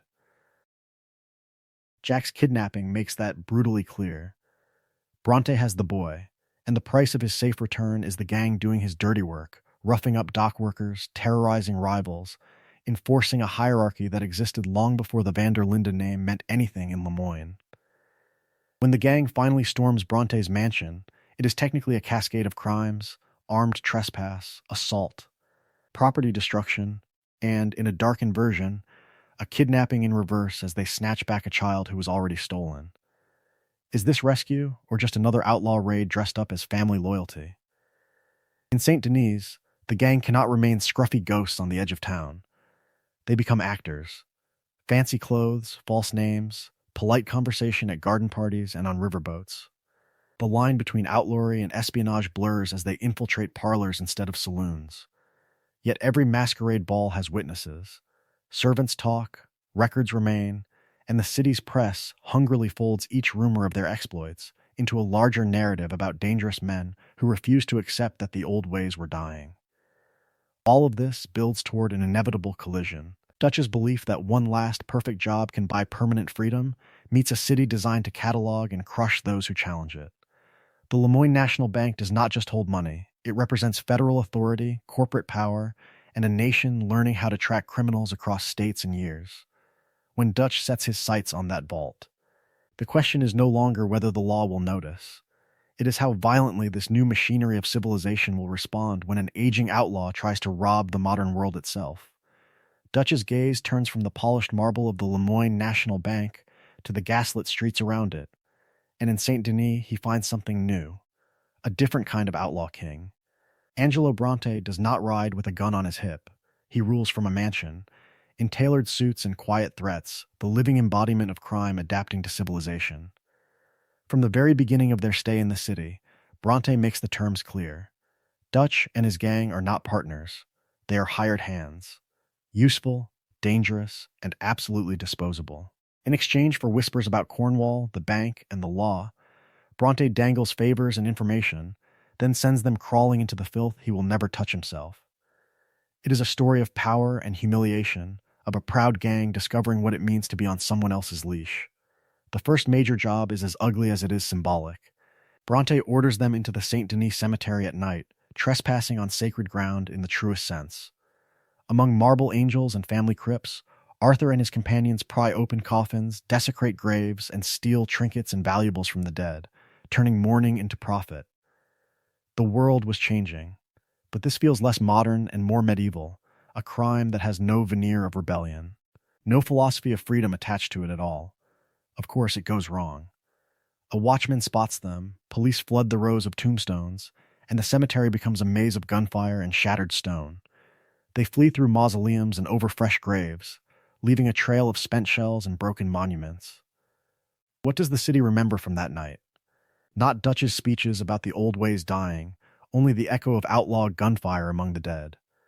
Then Bronte pushes further. To squeeze a stubborn trolley station manager, he has the gang snatch the man's son off the street, a clean, calculated kidnapping carried out under electric lights and trolley wires. There is no pretense of striking back at the rich and corrupt here, only terror as leverage. Dutch once swore the gang would never harm children. Now his men are dragging one into a boat at Bronte's command. The line is not blurred, it is crossed. Arthur feels it. The unease, the disgust, the quiet realization that Dutch's dreams are bending toward delusions. He still follows orders, still plays the loyal son, but each grave robbed and each frightened hostage chips away at the illusion that this is a story of noble resistance. In Saint Denis, the gang is doing organized crime, racketeering, conspiracy for a man who sees them as tools. Bronte understands that every job is a test. He parades Dutch at parties, then sends him to dig in cemeteries, measuring how much pride the outlaw will swallow. All the while, the gang's faces become familiar to Saint Denis police. Patrols linger near their haunts, officers trade glances as they pass, and Bronte's own spies watch from balconies and alley mouths. The city is closing in. Underneath the favors and the forced smiles, something poisonous grows. Dutch is not just earning money. He is swallowing insult after insult. Each degrading task plants the seed of betrayal. When he finally turns on Bronte, it will not only be about strategy, it will be about wounded pride, about an aging outlaw refusing to be laughed at by a man in a silk waistcoat. And yet, even when the gang is gone, Saint Denis will remember. Every grave disturbed, every family terrorized, every gunshot in that cemetery will linger in city gossip and police reports. Long after the Vanderlinde Gang has vanished into legend, the civilized world they tried to rob will still carry the scars of what they did in Bronte's name. Saint Denis will remember the cemetery. But the gang will remember something else. The night they sat at Angelo Bronte's table and mistook a performance of civilization for respect. It is a story of loyalty and betrayal, of dreams and delusions, distilled into one elegant dinner and one ugly murder. Bronte's mansion is the living embodiment of the new world the gang claims to hate: manicured gardens, electric light, servants in crisp uniforms. Dutch arrives in his best suit, Hosea at his side, Arthur and John in borrowed refinement, all pretending this is a negotiation between gentlemen rather than outlaws and a crime boss.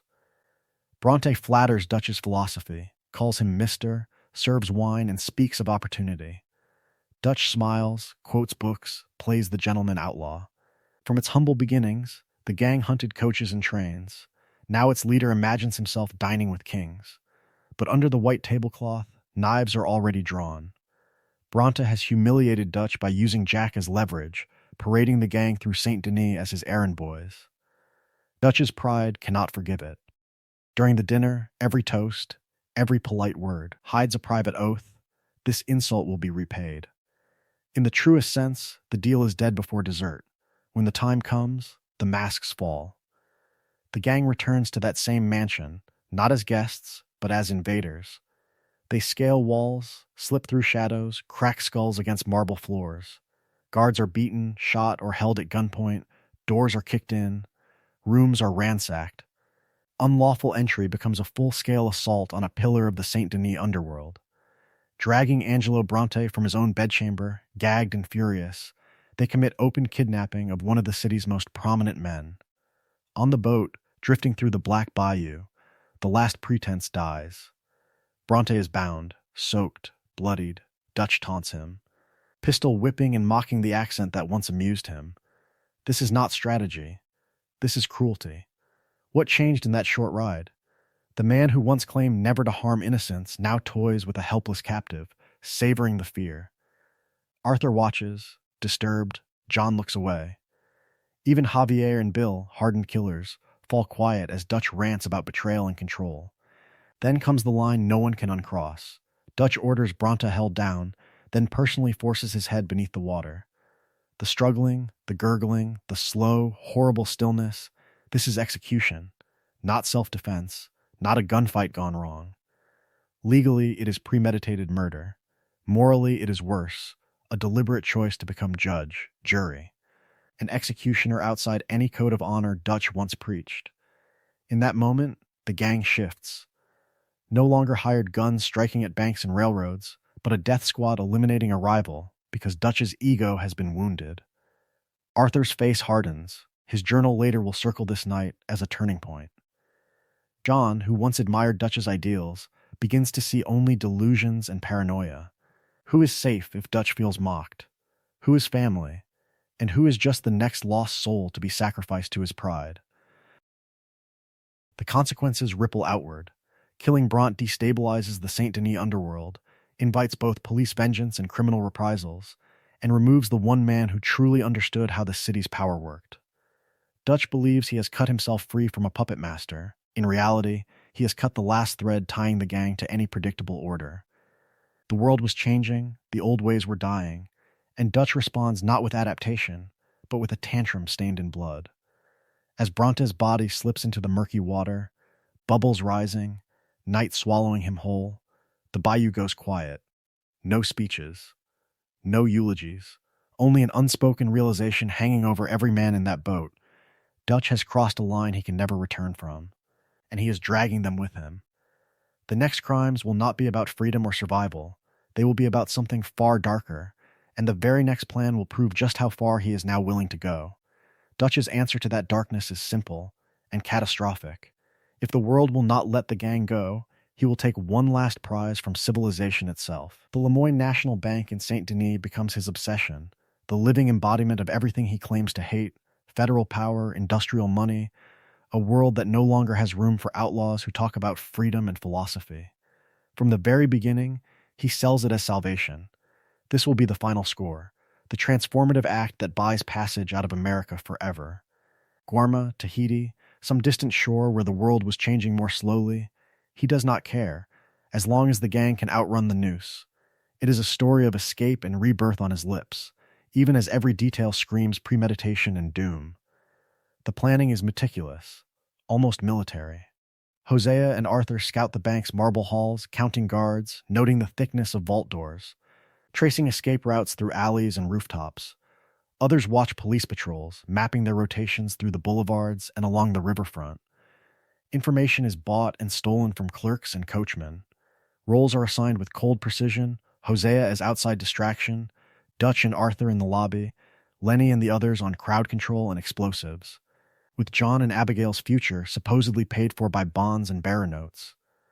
From its humble beginnings as an outlaw family, the gang has become a conspiracy machine. When the night comes, Saint Denis is turned into a stage. The gang storms the lobby, weapons drawn, seizing hostages and forcing tellers to the floor. Dutch's voice booms against marble and glass as explosives are wired to the vault, turning a federal institution into a powder keg in the heart of a densely packed city. Cash, gold, and government bonds spill into bags. In the truest sense, this is grand larceny on a national scale. But civilization answers. The police in Pinkertons respond with unprecedented force, sealing streets, deploying snipers to rooftops, surrounding the building in a tightening ring of rifles. The city center becomes a battlefield, carriages overturned as barricades, civilians screaming and scattering as bullets crack through the night. What was meant to be a clean extraction becomes urban warfare. The rooftop escape only deepens the crimes. Fleeing across slate tiles and iron beams, the gang fires down on lawmen, killing officers who can barely see their targets. Shots go wild, windows shatter, pedestrians dive for cover. Every trigger pull endangers civilians, spreads panic, and turns Saint Denis into a vision of the old ways dying in gunsmoke and shattered glass. This is no longer a robbery. It is, in legal terms, an act of terrorism. Then, the price is paid. Hosea is captured and executed publicly, gunned down in the street as an example. Lenny, that laughing kid full of idealistic dreams, is cut down on the rooftops, his body tumbling into darkness. These are personal tragedies, but they are also the state's brutal answer to a gang that has crossed every line. In the aftermath, the legal fallout is absolute. The Vanderlinde Gang is now wanted not just for robbery and murder, but for attacking a federal bank, killing officers, and bringing war to a modern city.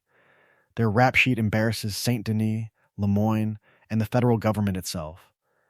They are branded enemies of the modern world, proof that the frontier's lost soul has bled into civilization. The survivors do not ride into the sunset. They flee by boat, slipping down dark canals and out into the bay, Saint Denis burning behind them in rumor and outrage. That promised one last job has not bought freedom. It has burned their faces into wanted posters from coast to coast, and the next chapter of their story will show just how merciless a modern state can be when it decides an outlaw family no longer has the right to exist. Their flight from Saint Denis does not deliver them to freedom. It delivers them to a storm. The gang's shattered remnant is hurled against the rocks of Guarma, a tropical prison island that turns their story of American outlawry into something far darker. The shipwreck is brutal and indifferent. Dutch, Arthur, Javier, Bill, and a few others wash ashore half dead, stripped of horses, money, and the illusion that the world can still be bent to Dutch's will. From its humble beginnings as a roaming band on the mainland, the Vanderlinde Gang now staggers into a colonial nightmare, where sugar plantations and company rifles rule with equal cruelty. Guarma is the living embodiment of another system Dutch claims to hate, corporate-backed tyranny.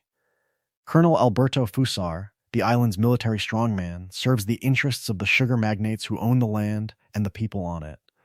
Forced labor in cane fields, torture in stone cells, public executions to terrify the workers into obedience, these are not rumors.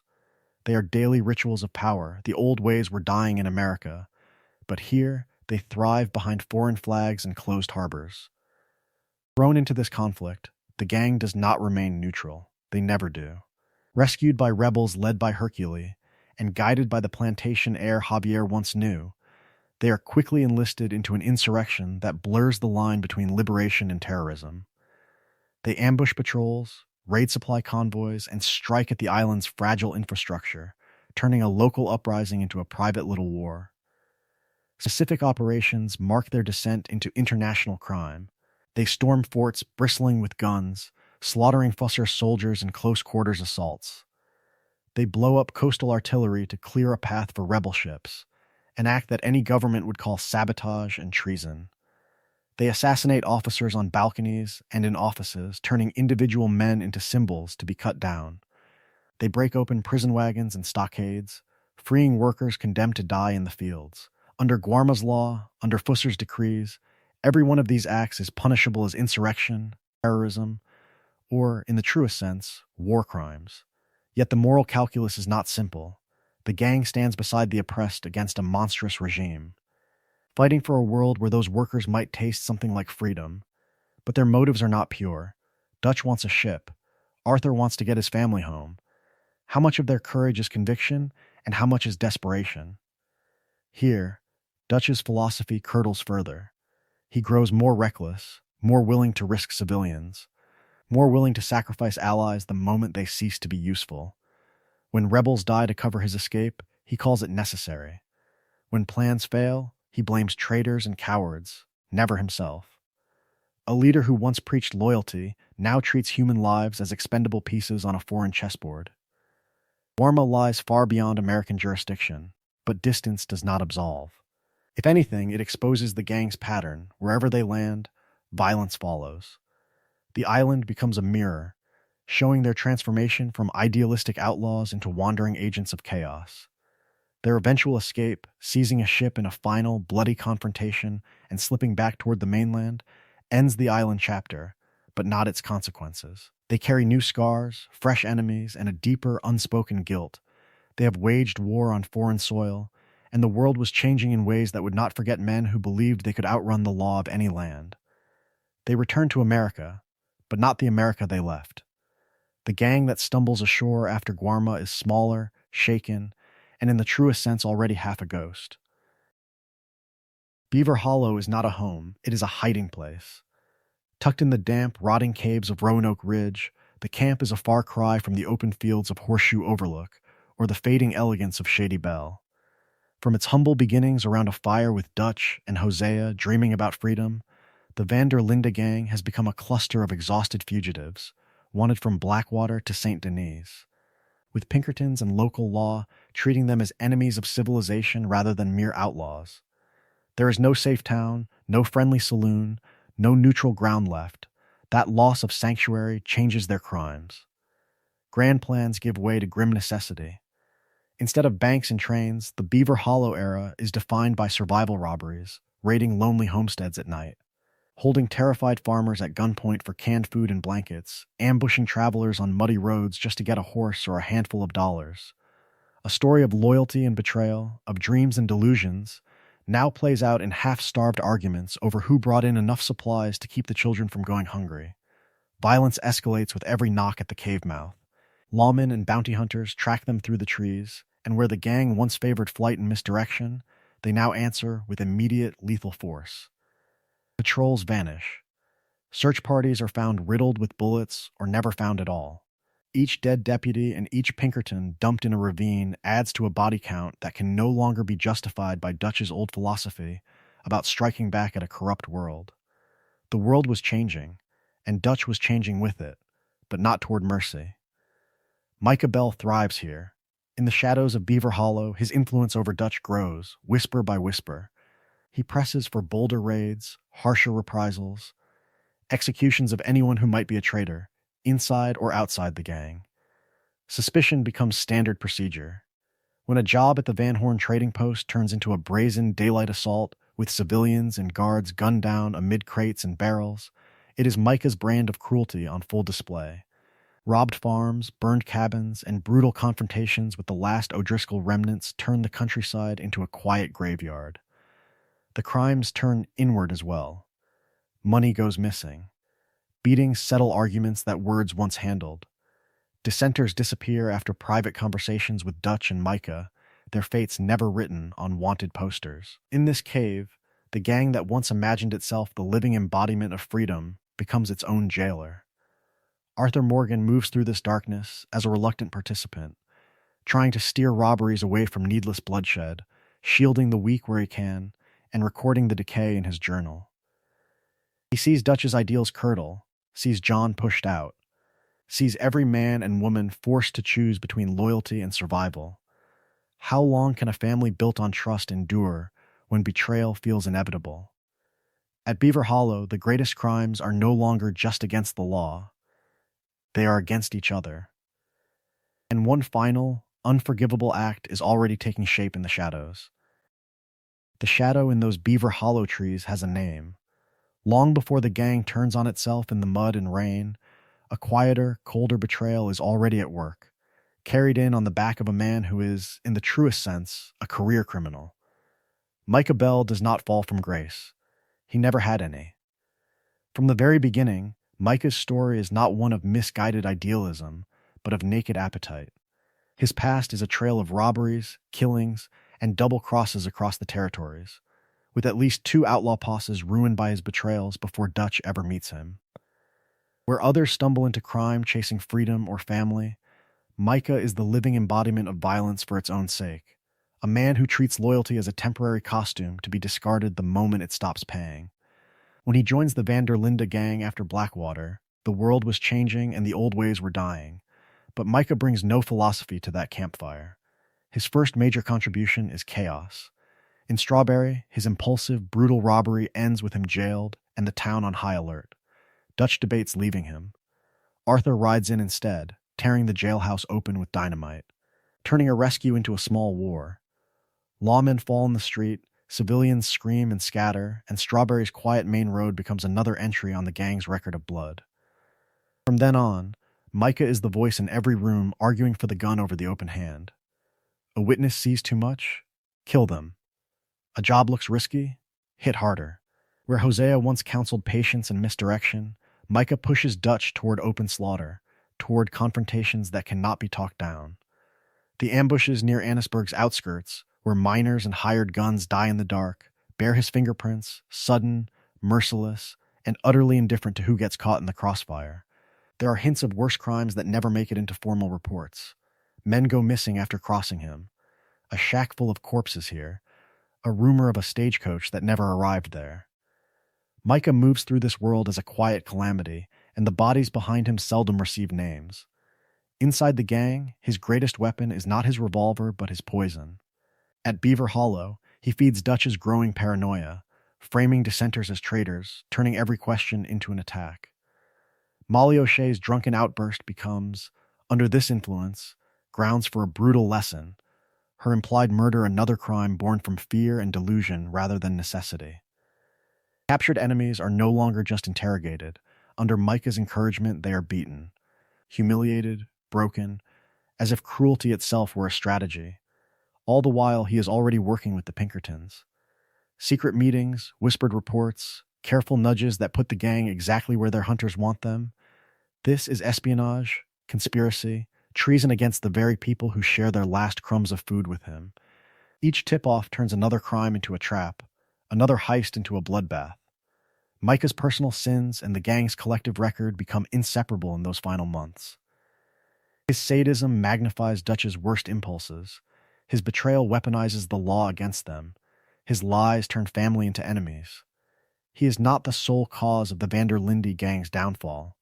The seeds of tragedy were planted long before he arrived, but he is the accelerant poured over dry timber, the spark thrown onto a house already full of gunpowder. Without Micah Bell, the gang might still have fallen. With him, it burns. And in the ashes of that fire, another outlaw will be asked to pay the price for all of them. The price is demanded from John Marston, but the longest ledger in this story belongs to Arthur Morgan. From its humble beginnings, from the very beginning of Dutch's dream, Arthur is there, a teenager pulled off the gallows and remade into the living embodiment of the gang's philosophy. For more than 20 years he rides at Dutch's side, and every campfire speech, every robbery, every body in the dust quietly adds another line to his personal account. Arthur's rap sheet is not a season of crime, it is a career. He robs trains in the west and banks in the east. He holds up stagecoaches, rustles cattle, and guns down bounty hunters on lonely ridges. He intimidates townsfolk, breaks men's bones in back alleys, and enforces Dutch's will with his fists and his revolver. In the truest sense, he is Dutch's right hand. The man sent to do whatever the leader will not dirty his own gloves with. Blackwater is the turning point. Arthur helps plan and execute the ferry robbery that leaves civilians and lawmen dead in the water, a massacre that brands the Vanderlinde Gang enemies of civilization itself. From there, the crimes only escalate. He robs the Cornwall train near Valentine, storms the Lemoyne National Bank in St. Denis, and rides into Rhodes as Dutch's hammer in the feud that burns both the Braithwaites and Greys. Sean dies, Jack is kidnapped, plantations burn, Arthur is in the thick of it every time. His work for Leopold Strauss stains the ledger in a different ink. Collecting debts in Annisburg and Valentine, Arthur terrorizes poor families on behalf of the gang's loan shark. One of those visits, to Thomas Downs, ends in a desperate cough of blood to the face and a quiet death sentence. Arthur contracts tuberculosis in that mud-soaked confrontation, and the disease becomes the judge that no court ever manages to be. Even the far corners of the world are not free of his shadow. On Guarma, Arthur joins Dutch and Micah in backing a rebel war that leaves soldiers and civilians dead on foreign soil. Back in America, he takes part in the assault on the oil fields and the manipulation of the Wapiti, crimes that blur the line between outlaw banditry and war crimes against a people already crushed by the advance of civilization. How many times can a man tell himself it is all for freedom before he hears the echo as delusion? As his lungs fail, Arthur's journal shifts. The drawings and tall tales become confession, self-indictment, a story of loyalty and betrayal written in a shaky hand. He questions Dutch's philosophy, questions his own dreams, and starts to see himself not as a hero of the old ways, but as another gun in a dying world. The old ways were dying, perhaps they deserved to. So the same man who once beat Thomas Downs for a few dollars later slips money to Edith and Archie, trying to undo a harm that can never truly be erased. The same enforcer who threatened debtors now helps native families, strangers on the roadside, and oppressed townsfolk whenever his fading strength allows. He spares certain enemies, pulls men from burning buildings, and, most importantly, turns against Micah and Dutch to shepherd John, Abigail, and Jack toward a different life. Is that redemption or merely defiance? From a legal standpoint, it does not matter. Arthur Morgan dies a wanted man, guilty of enough capital crimes to hang a dozen times over: bank robbery, train robbery, murder of lawmen, murder of civilians, armed insurrection, destruction of property across multiple states. No court would care that he tried to do right at the end, only that his name is written in blood from Blackwater to Beaver Hollow. But thematically, his final choices matter more than any noose. By warning John, confronting Micah, and rejecting Dutch's last delusional stand, Arthur refuses to let the gang's worst crimes echo on unchecked through another generation. His death does not wash away the massacres or the robberies, it changes the direction of the story. The gang's legacy will not be Dutch's endless flight from a changing world, but John's attempt to build a fragile home within it. In the end, Arthur falls on that ridge above the valley, his hat knocked to the ground as the sun rises over a world he will never see grow old. The law will remember him as an outlaw. The land will remember him as another lost soul buried beneath the march of progress. But the path he clears for John ensures that the Vanderlinde Gang's tale, for all its crimes, does not end only in fire and gunpowder. Somewhere beyond that sunrise, a ranch, a family, and a final reckoning are waiting. As Arthur's sun sets, Dutch's last acts at Beaver Hollow reveal the gang's story of freedom curdling into fear. The camp that began as a wandering family becomes a bunker ruled by suspicion, bruises, and whispered threats. The very beginning had promised a philosophy of choice and dignity. Now Dutch's word is enforced by fists and gun barrels. In Beaver Hollow, his paranoia is the living embodiment of the gang's decay. Men are beaten for questioning plans, women are shouted down for doubting Micah, and Dutch either orders it or looks away. When Pearson is struck, when tensions explode in shouting matches, Dutch does not step in as a father. He lets terror do the work that loyalty once did. It is not just criminal violence against strangers anymore. It is a regime of intimidation against his own. That same rot spills outward in the campaign against the Wapiti. Dutch seizes on Rainsfall's desperation, twisting an idealistic plea for justice into an excuse for war. He helps incite an assault on the reservation and the oil fields, turning the Wapiti into expendable soldiers in a private feud with Cornwall and the government. Trains are hijacked, federal troops are ambushed, and the oil refinery becomes a killing ground. In the truest sense, these are war crimes, civilians displaced, a people driven from their land. Also, an outlaw can feel righteous as the world was changing around him. His cruelty turns inward as well. When Molly staggers into camp, drunk, claiming she betrayed the St. Denis job, Dutch does not seek truth. He allows Grimshaw to shoot her down, then accepts the execution as necessary order. Later, he abandons John to Sisika prison on Micah's word, dismissing years of shared blood as weakness. Without evidence, he swallows Micah's accusations against Arthur, branding his oldest son a traitor because doubt hurts more than betrayal. The final heist plans are soaked in that same desperation. One more score in St. Denis, one more train, one more fantasy of Tahiti or Australia. Dutch sends Arthur, John, and others into gunfire while he clings to a dream that has already died. When John is shot and left behind, Dutch barely hesitates. The escape matters more than the man. All of it converges on that frozen mountaintop where Arthur and Micah finally drag the truth into the open, surrounded by bodies, history, and snow. Dutch stands between them and refuses to clearly choose. His silence is a verdict. He does not defend Arthur's honesty or condemn Micah's treachery. He lets them tear each other apart, a passive architect of their ruin. Then comes the ultimate crime. He walks away. He leaves Arthur to die on the ridge and lets Micah live long enough to poison more years. It is not a gunshot, not a robbery, but an abdication of responsibility so complete it feels worse than murder. Dutch survives into the era of Red Dead Redemption, a ghost of his former self, pulling smaller jobs in the mountains, hiding from civilization and from his own legend.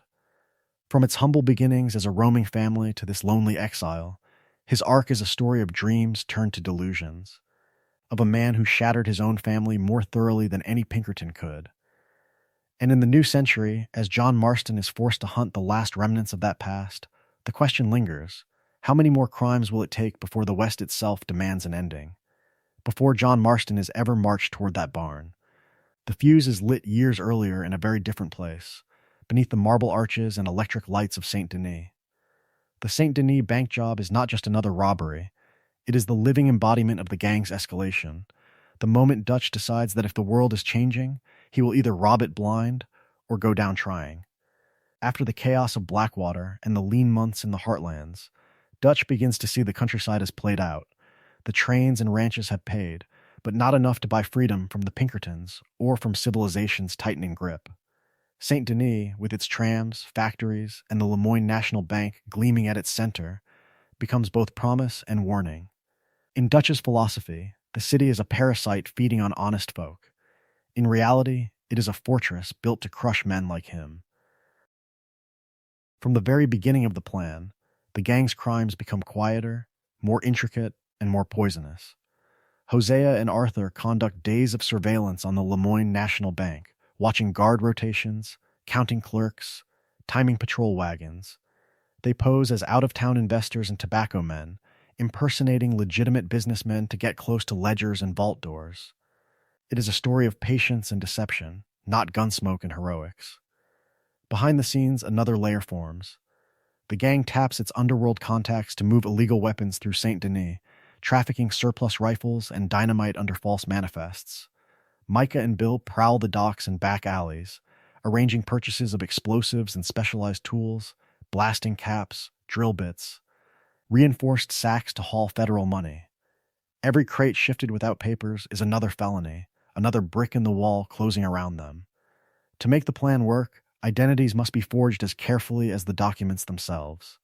Hosea leans on old conman skills, commissioning forged bonds, letters of reference, and bank papers that will let them pass as security consultants and industrial representatives. Names are invented, signatures copied, seals counterfeited. Each lie on the page is backed by the greater crime behind it: conspiracy to rob a federal institution, conspiracy to commit murder when, inevitably, someone resists. Dutch even toys with bribery, sending feelers toward minor officials and bank employees, testing for weakness behind polite smiles. Here the situational irony is almost cruel, an outlaw preacher of freedom trying to buy loyalty in the very system he claims to despise. The old ways were dying, and he answers not with humility, but with more elaborate schemes. Inside the gang, the emotional stakes tighten with every forged signature and smuggled crate. Hosea senses the trap, arguing that Saint Denis is too big, too watched, too modern for their frontier tricks. Arthur, already shaken by Blackwater, feels doubt gnawing at his loyalty, wondering how many bodies this dream of freedom will demand. Dutch, however, grows grander, more theatrical, convinced that this one score will redeem every compromise. In the truest sense, the Saint Denis plan is a point of no return. Before a single shot is fired, the Vanderlinde Gang has already committed enough crimes to damn them forever. The powder keg is packed, the match is raised, and once it touches flame, there will be no going back to the campfire stories of from its humble beginnings. The match hits the powder in the most modern city the gang has ever seen. The Saint Denis bank job is not a backwater stick-up or a train ambush in the trees. It is a declaration of war on civilization itself, staged under gaslights and telegraph wires.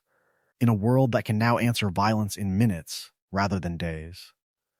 The takeover of Lemoyne National Bank begins with precision and menace. Dutch, Arthur, Lenny, and the others walk through the front doors armed to the teeth. Their outlaw swagger crashing against marble floors and polished brass. In seconds, shouting replaces the quiet hum of business as guns are drawn, guards are disarmed, and dozens of clerks and customers are forced to the ground. This is hostage taking in the truest sense, a roomful of ordinary people transformed into living leverage, their freedom traded for the gang's last desperate dreams of escape. Behind the grand lobby, the crime becomes more technical, more clinical, and even more damning. The gang forces the manager to the vault, beating and threatening him, ripping apart the polite fade of banking to expose the steel heart of capital. Safe deposit boxes are smashed open, ledgers are scattered, and bonds are taken that tie the robbery directly to federal interests. When explosives are wired to the inner safe, the old ways were dying in real time. This is not a quiet con from its humble beginnings, but high explosives detonated inside a dense city block, a story of greed, destruction, and total disregard for anyone beyond the gang's own circle. The blast echoes through Saint Denis and draws an answer almost immediately. Modern police, alerted by sound and telegraph, converge with rifles and shotguns, turning a calculated heist into a siege.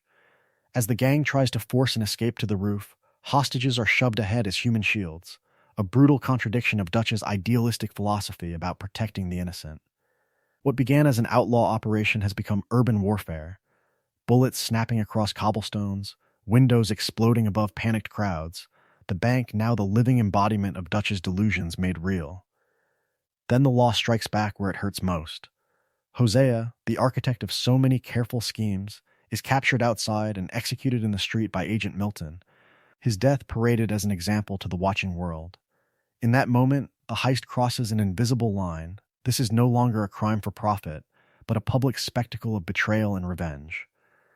On the rooftops, Lenny is cut down in the chaos, his body falling into the dark as the others flee. Two deaths, one mentor and one lost soul, turn a robbery into a massacre and brand the Vanderlinde Gang as irredeemable public enemies, hunted not just for what they have stolen, but for what they have become. And from here, every plan Dutch makes will be haunted by Saint Denis. The flight from the bank is not an escape. It is a running gun battle through the heart of a modern city, a story of a gang shedding the last of its illusions in a storm of gunfire and broken glass. Saint Denis, the living embodiment of the new world Dutch claims to hate, becomes a battlefield in the truest sense. On the rooftops, the chase turns surgical and savage at once. Pinkerton snipers and city police fire from towers and balconies, while Dutch, Arthur, and the others answer with blind shots into windows and shadowed alleys. They are not picking targets, they are spraying fear. Every ricochet through a brick facade, every shattered pane, is another count of reckless endangerment, another household dragged without warning into a war they never chose. The old ways were dying, but this is not the noble last stand of outlaws against civilization. This is panic. As they drop back to street level, panic becomes terror. Dutch orders them forward through crowded intersections, past horses rearing and civilians screaming, firing at uniforms and silhouettes alike. Lawmen fall in the road, cut down in front of trams and carriages, each death another murder of an officer of the law, each wild shot an attempted murder of whoever happens to be in the way. Doors slam, shutters close, but it does not matter. Stray bullets punch through thin walls and storefronts, turning entire blocks into crime scenes. Along the way, Dutch's choices grow colder, sharper, more revealing. Lenny's body is left where it fell on the rooftop, abandoned without ceremony. A friend, a brother in arms, reduced to ballast cut loose so the ship might run lighter. When wounded men stumble or fall behind, Dutch is quicker to shout for them to keep moving than to turn back. And when decoys are needed to draw Pinkerton fire, he does not hesitate to offer lives that are not his to spend. Survival is no longer the only goal. There is spite in his voice, a need to punish a city that dared to resist his philosophy. By the time they reach the industrial edge of Saint Denis, the charges against them have multiplied beyond counting. Multiple murders of lawmen, attempted murders of dozens more, terrorizing a civilian population, destruction of public and private property, discharging firearms in the streets, resisting arrest, fleeing a federal crime. What began from its humble beginnings as a gang that robbed the rich and corrupt has become, in one night, something closer to an insurgent cell. Cornered at the docks, with spotlights sweeping the water and rifles closing in from every angle, the gang faces a final choice: surrender and hang, or leap toward one last impossible dream of freedom. Dutch chooses the water and the waiting ship, ordering a desperate scramble up ropes and gangways as bullets tear the night apart. It is a physical escape, yes, but also a symbolic fall, a plunge away from the very beginning of their ideals and into pure survival. And on that ship, bound for a foreign shore, their crimes are about to cross a new line entirely. The ocean does what Pinkertons and Posses never could. It takes the Vanderlinde Gang and rips it out of the American story entirely. One moment they are fleeing Saint Denis under a hail of gunfire, the next they are at the mercy of a storm that cares nothing for freedom, family, or philosophy. Waves hammer the ship, masts snap, men are thrown across the deck. Dutch, Arthur, Javier, Bill, and a handful of survivors are pitched into the black water and spat out on the shores of Guarma, a Caribbean island far from the frontier, far from the familiar codes of American law and the myths of the West. It is exile in the truest sense, a brutal reset that exposes just how fragile their ideals have become. From its humble beginnings, the gang claimed to be enemies of civilization's corruption, not hired guns for the powerful. Yet almost immediately, Guarma confronts them with a new kind of choice. The island is locked in a feud between Alberto Fusar, a cruel sugar baron backed by foreign capital, and a desperate rebel movement led by Hercule and the imprisoned leader, Colonel Favor's counterpart in miniature, Captain Montez's opposite number, Colonel Fusar's political prisoners. Dutch listens, weighs, and chooses. Not out of ideology, but survival. Fusser controls the docks, the ships, the guns. The rebels offer shelter, food, and a path home in exchange for violence. Dutch agrees. This is not a train robbery or a bank heist. It is armed intervention in a foreign civil conflict. The gang becomes, for a brief and ugly chapter, the living embodiment of mercenary opportunism. Their crimes on Guarma form a new category on their ledger. They arm and support insurgents, raiding plantations and supply lines. They sabotage industrial infrastructure, blowing up a sugar refinery and destroying the economic heart of the island. They participate in assassination attempts, launching a chaotic assault on Fusar's fortress in an effort to kill a man they barely know, on behalf of a cause they barely understand. They help spark and then ride the wave of a violent uprising on foreign soil, leaving dead soldiers, overseers, and laborers behind them. In that chaos, Dutch's moral descent accelerates. He orders executions with increasing ease, shooting prisoners who might have been spared.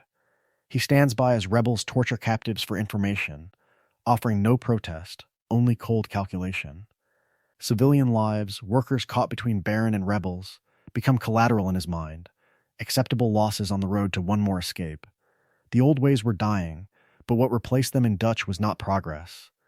It was cruelty dressed as necessity. Guarma is a story of escalation, from outlaw to war criminal, from rhetoric to raw power.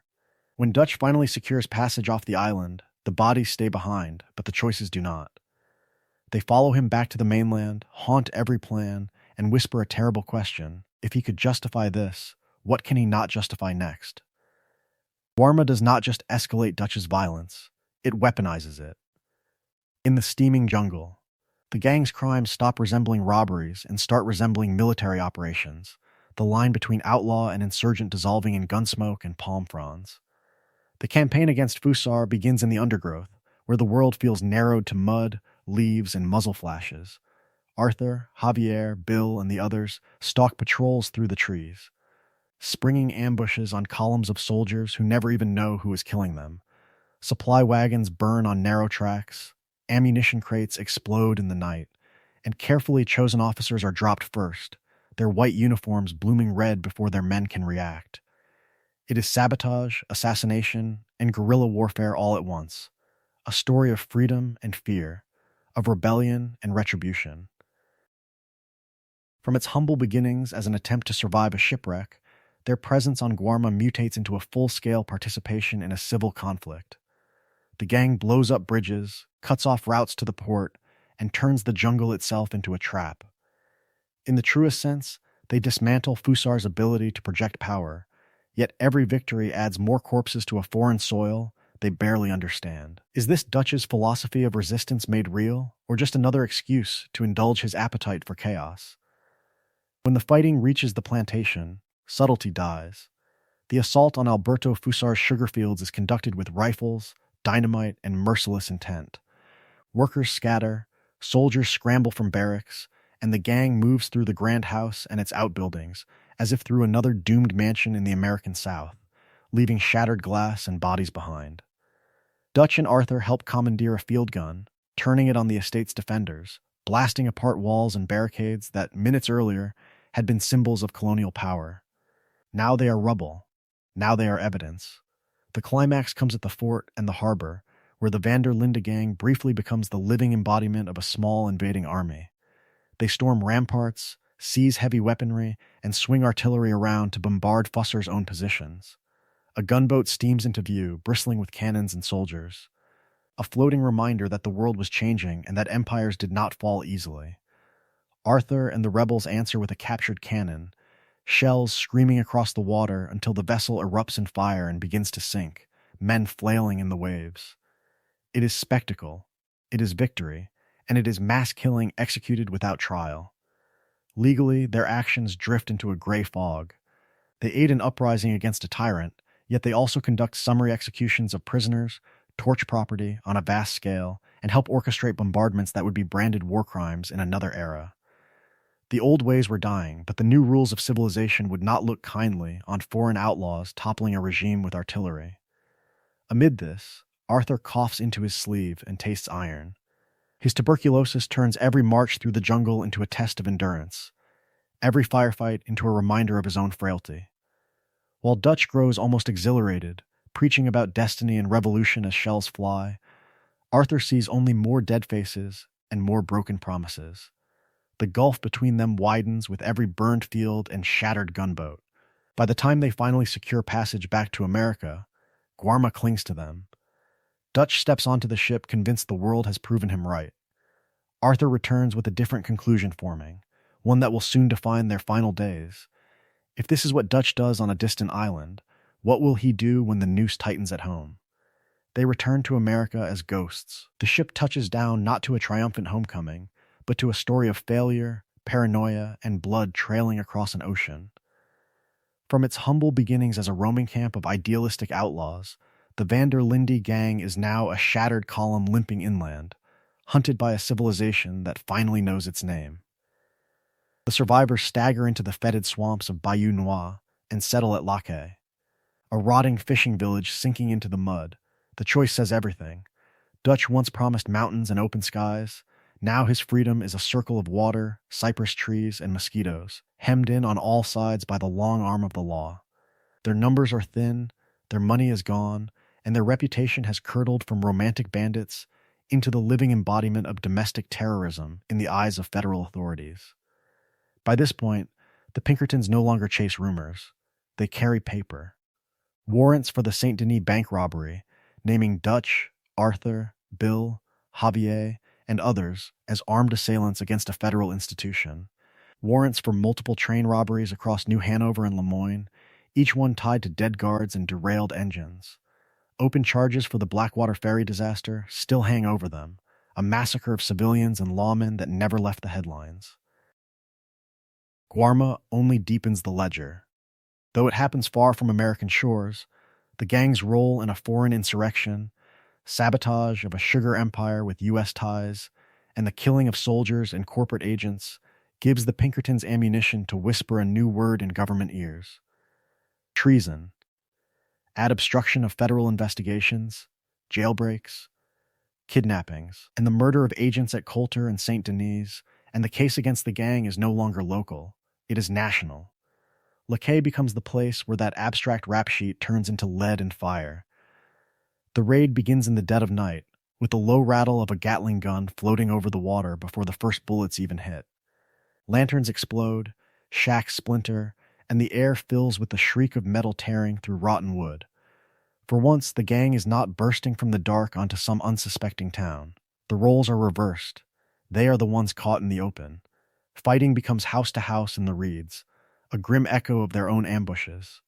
Arthur, Charles, and the others drag wounded bodies through ankle-deep water, firing from doorways and shattered windows as the Pinkertons close in from the boats.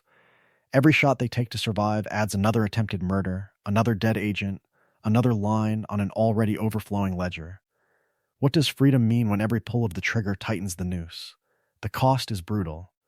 Men are killed, more are maimed, and Lac itself is left a smoking ruin, its fragile buildings chewed apart by the Gatling's teeth. In the truest sense, the camp dies that night. For Arthur, coughing blood into the swamp mud, the realization is devastating. The gang is no longer hiding from the world, it is under siege by it. The old ways were dying, and Dutch is answering with madness. The question now is simple and terrifying. How far will he go to pretend the war is not already lost? Dutch answers that question by turning back toward the very city that broke him. Saint Denis, with its gas lamps and factory smoke, becomes his obsession once more, not as a battlefield this time, but as a board for a quieter, crueler game. The bank is gone, Bronte is dead, but in Dutch's mind the city still holds that one last score, hidden in its marble halls and backroom deals. In the power vacuum left by Angelo Bronte's corpse in the bay, the gang drifts back into Saint Denis as shadows instead of gunmen. Dutch, Micah, and the remnants of the gang fall in with Mayor Henri Lemieux, a corrupt politician who is the living embodiment of the new civilization swallowing the frontier. Lemieux is terrified of scandal, terrified of his rivals, and delighted to have disposable outlaws who do not appear on any city payroll. Dutch, who once preached about freeing the poor from the rich, now sells his guns and his men to the highest bidder in a tailored suit. The crimes change shape, but not nature. Instead of robbing banks, the gang is sent to snatch political opponents off the street, to break into homes and offices, to drag men from their beds in the dead of night. These are kidnappings dressed up as detentions, intimidation missions framed as messages. One businessman is held in a warehouse, bound and beaten until he agrees to back Lemieux's preferred candidate. Another rival's clerk is cornered in an alley, a revolver pressed into his teeth while Arthur is ordered to explain, very calmly, what will happen to his employer if certain documents do not go missing. The world was changing, but fear still paid well. Blackmail becomes the new currency. Arthur and Charles infiltrate offices, rifling through ledgers and private correspondence, stealing letters that reveal bribes, affairs, and backroom deals.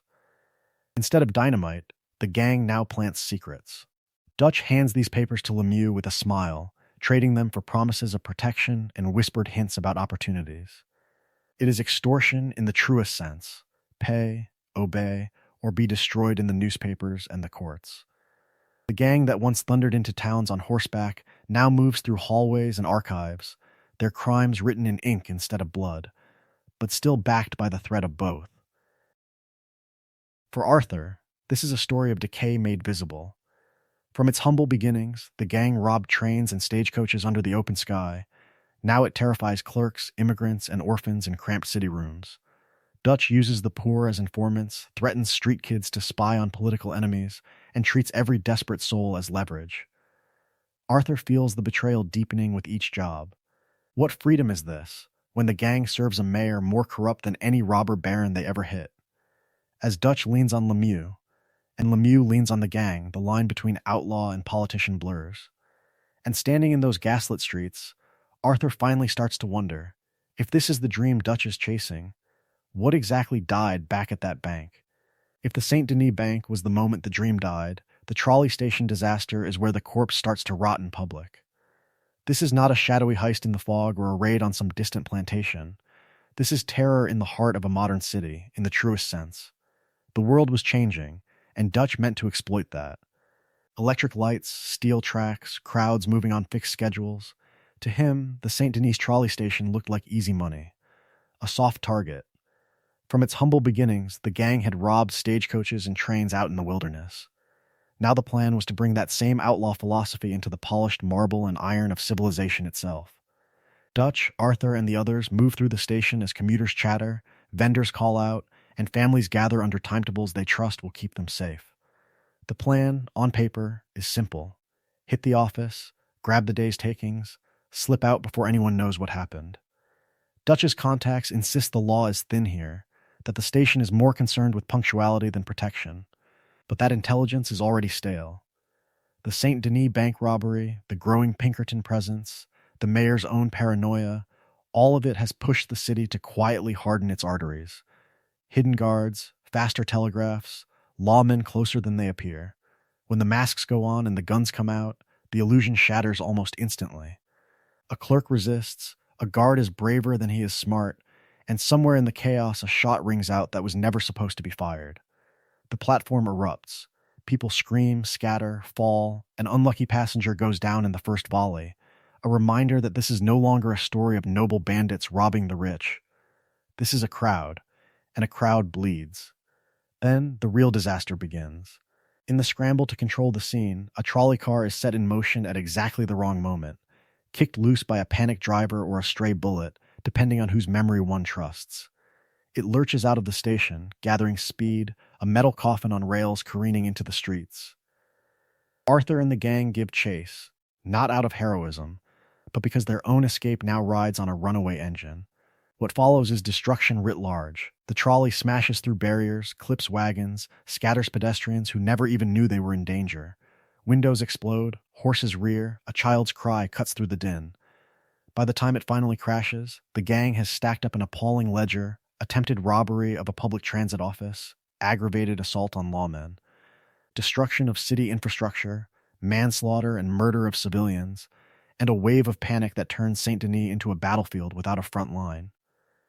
Arthur sees it all and feels something break. The old ways were dying, but this is not freedom from civilization. It is becoming the very terror that civilization claims to protect against. He watches Dutch snarl and deflect, blaming bad information, cowardly clerks, treacherous politicians, never once admitting that his own recklessness turned a quick score into urban catastrophe. How many more lost souls will this philosophy devour before it is finished? In that wreckage, Dutch is still giving speeches, still promising one last job, one last score, one last chance to outrun the noose. But the city has seen his gang now, not as romantic outlaws, but as the living embodiment of chaos. And the noose is already tightening, even if Dutch refuses to feel the rope around his neck. The noose is tightening from the outside, but the deadliest rope around the Vanderlinde Gang's neck is being pulled from within. From the very beginning of 1899, something about the Pinkertons' timing feels wrong. They appear in the mountains at Coulter, just days after Blackwater. They ride into Valentine not long after the gang starts spending money there. They hit the Saint Denis Bank with military precision, as if someone had handed them the floor plan and the schedule. How does a roaming outlaw family, hiding in swamps and forests, keep getting found in a world this big? The answer is simple and poisonous. An informant. A man who turns crime into a private bargain with civilization. Long before Dutch or Arthur can admit it, the pattern points again and again toward one figure, Micah Bell.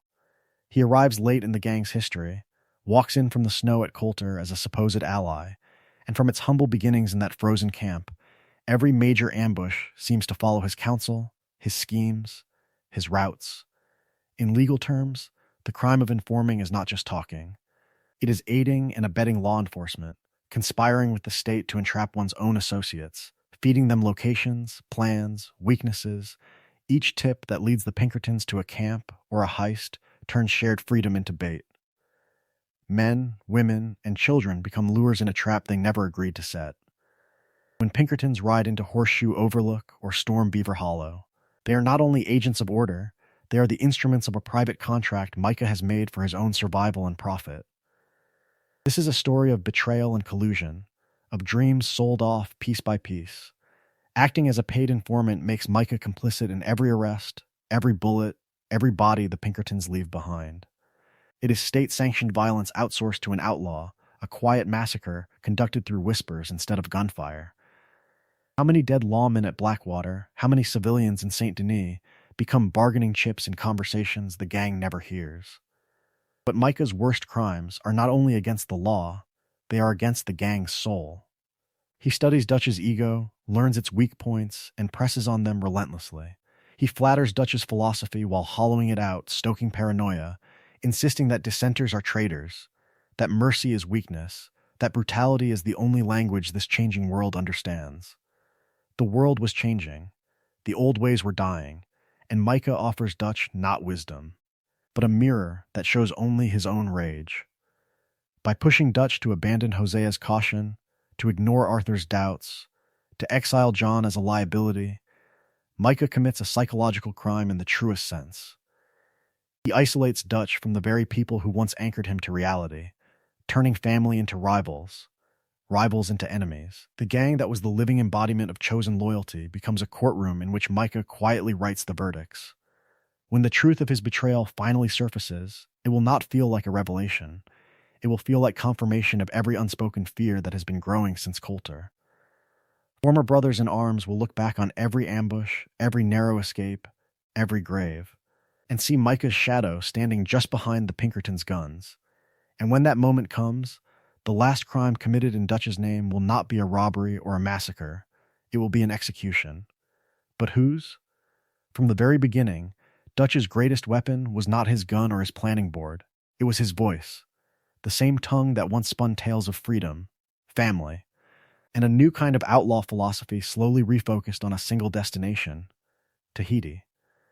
What started as a passing fantasy around the campfire hardened into doctrine, the living embodiment of his refusal to admit that the world was changing and the old ways were dying. At first, Tahiti is vague, almost romantic, a place with mangoes, sunshine, and no Pinkertons. A story of escape told to calm nerves after Blackwater, to reassure frightened followers that all this blood has a purpose. But as the gang staggers from Coulter to Horseshoe Overlook to Clemens Point, that dream evolves.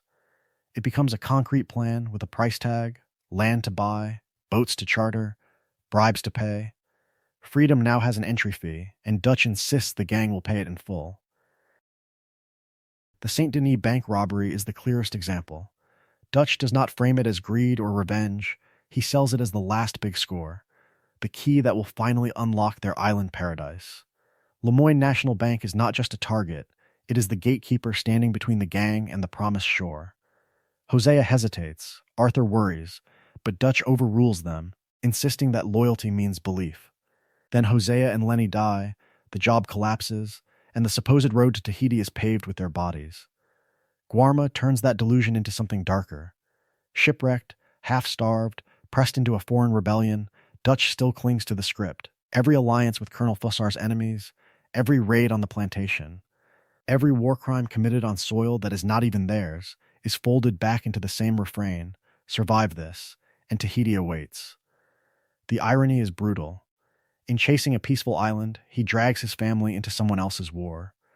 By the time of the St. Denis trolley disaster and the desperate robberies that follow, Dutch's dream has become coercive in the truest sense. Doubt is framed as betrayal. Questions are met with gaslighting. When Arthur, John, or even Strauss point out the obvious, that each last job only leads to another camp, another grave, Dutch insists they are failing to see his vision. Escalating violence, from street shootouts to massacres in Annisburg, is justified as necessary sacrifice for a better world just over the horizon. Arthur's arc through this period is a story of faith curdling into clarity.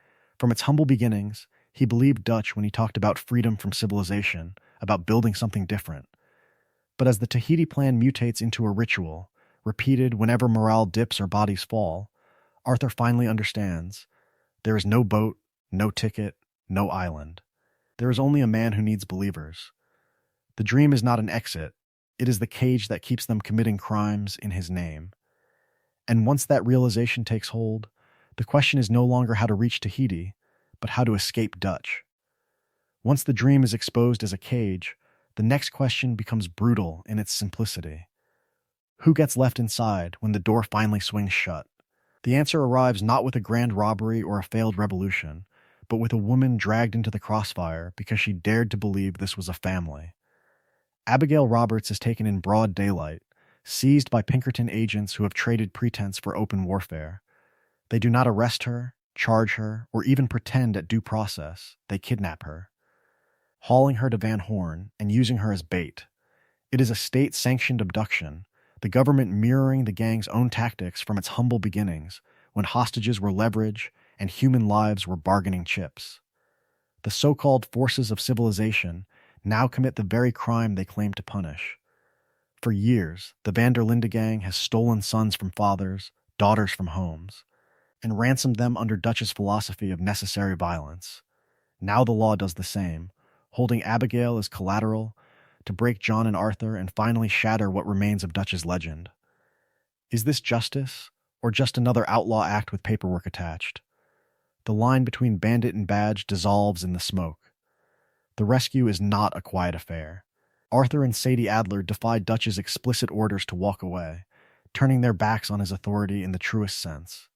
They ride into Van Horn to assault a fortified Pinkerton position, storming an occupied building, gunning down federal agents, and committing open-armed resistance against the state. Every bullet they fire is another count of murder, another act of obstruction of justice, another entry on an already endless rap sheet.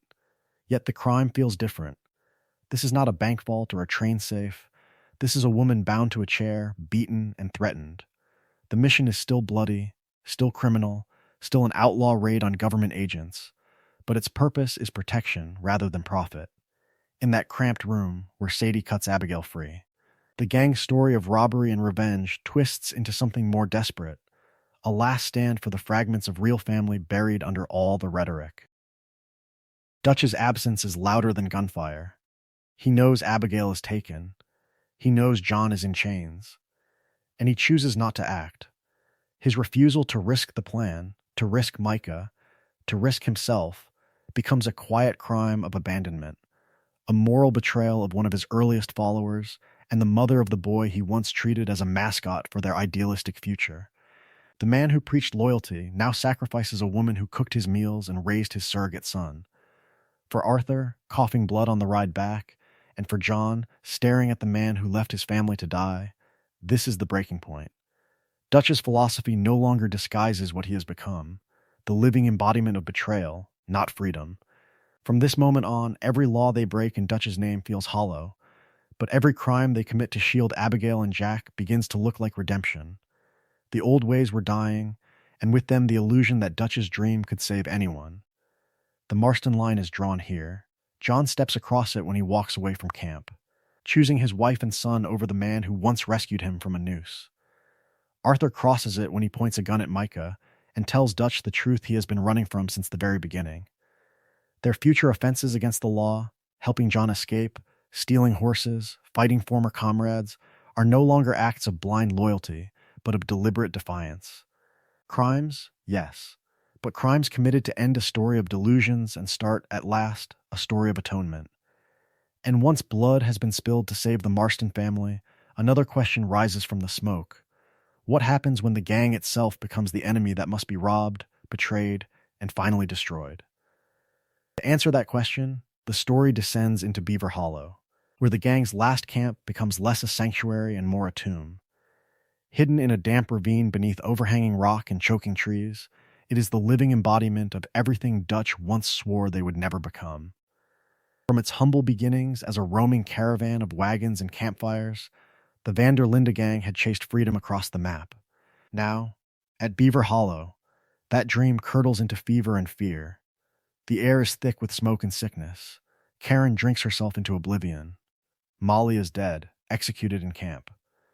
Arthur coughs blood into his hand while Dutch and Micah whisper in the shadows, tightening their grip on those too frightened, too broken, or too loyal to walk away. The old ways were dying, and in their place stood paranoia. What had once been a family turns inward. Suspicion becomes a daily ritual, not a passing mood. Kieran's earlier disappearance and brutal death hang over the camp as a warning of what happens to perceived traitors. Bill and Javier circle Arthur with accusations. Micah baits John, mocks Sadie, and stares down Charles, daring someone to throw the first punch. Fistfights break out by the fire. Guns are drawn, then slowly lowered, but the message is clear: dissent is now a crime, and the penalty is death. These are not just arguments, they are attempted murders delayed by inches and seconds. Grimshaw's authority crumbles. Pearson packs to flee. Even Tilly and Mary Beth, who once saw Dutch as a savior, whisper that the man preaching philosophy has become a lost soul chasing ghosts. In the truest sense, the gang's greatest violence is no longer against banks and trains, but against its own heart. When the Pinkertons finally descend on Beaver Hollow, it feels less like an ambush and more like inevitability arriving on horseback. Ross and Milton lead lawmen through the trees, rifles cracking, torches flaring.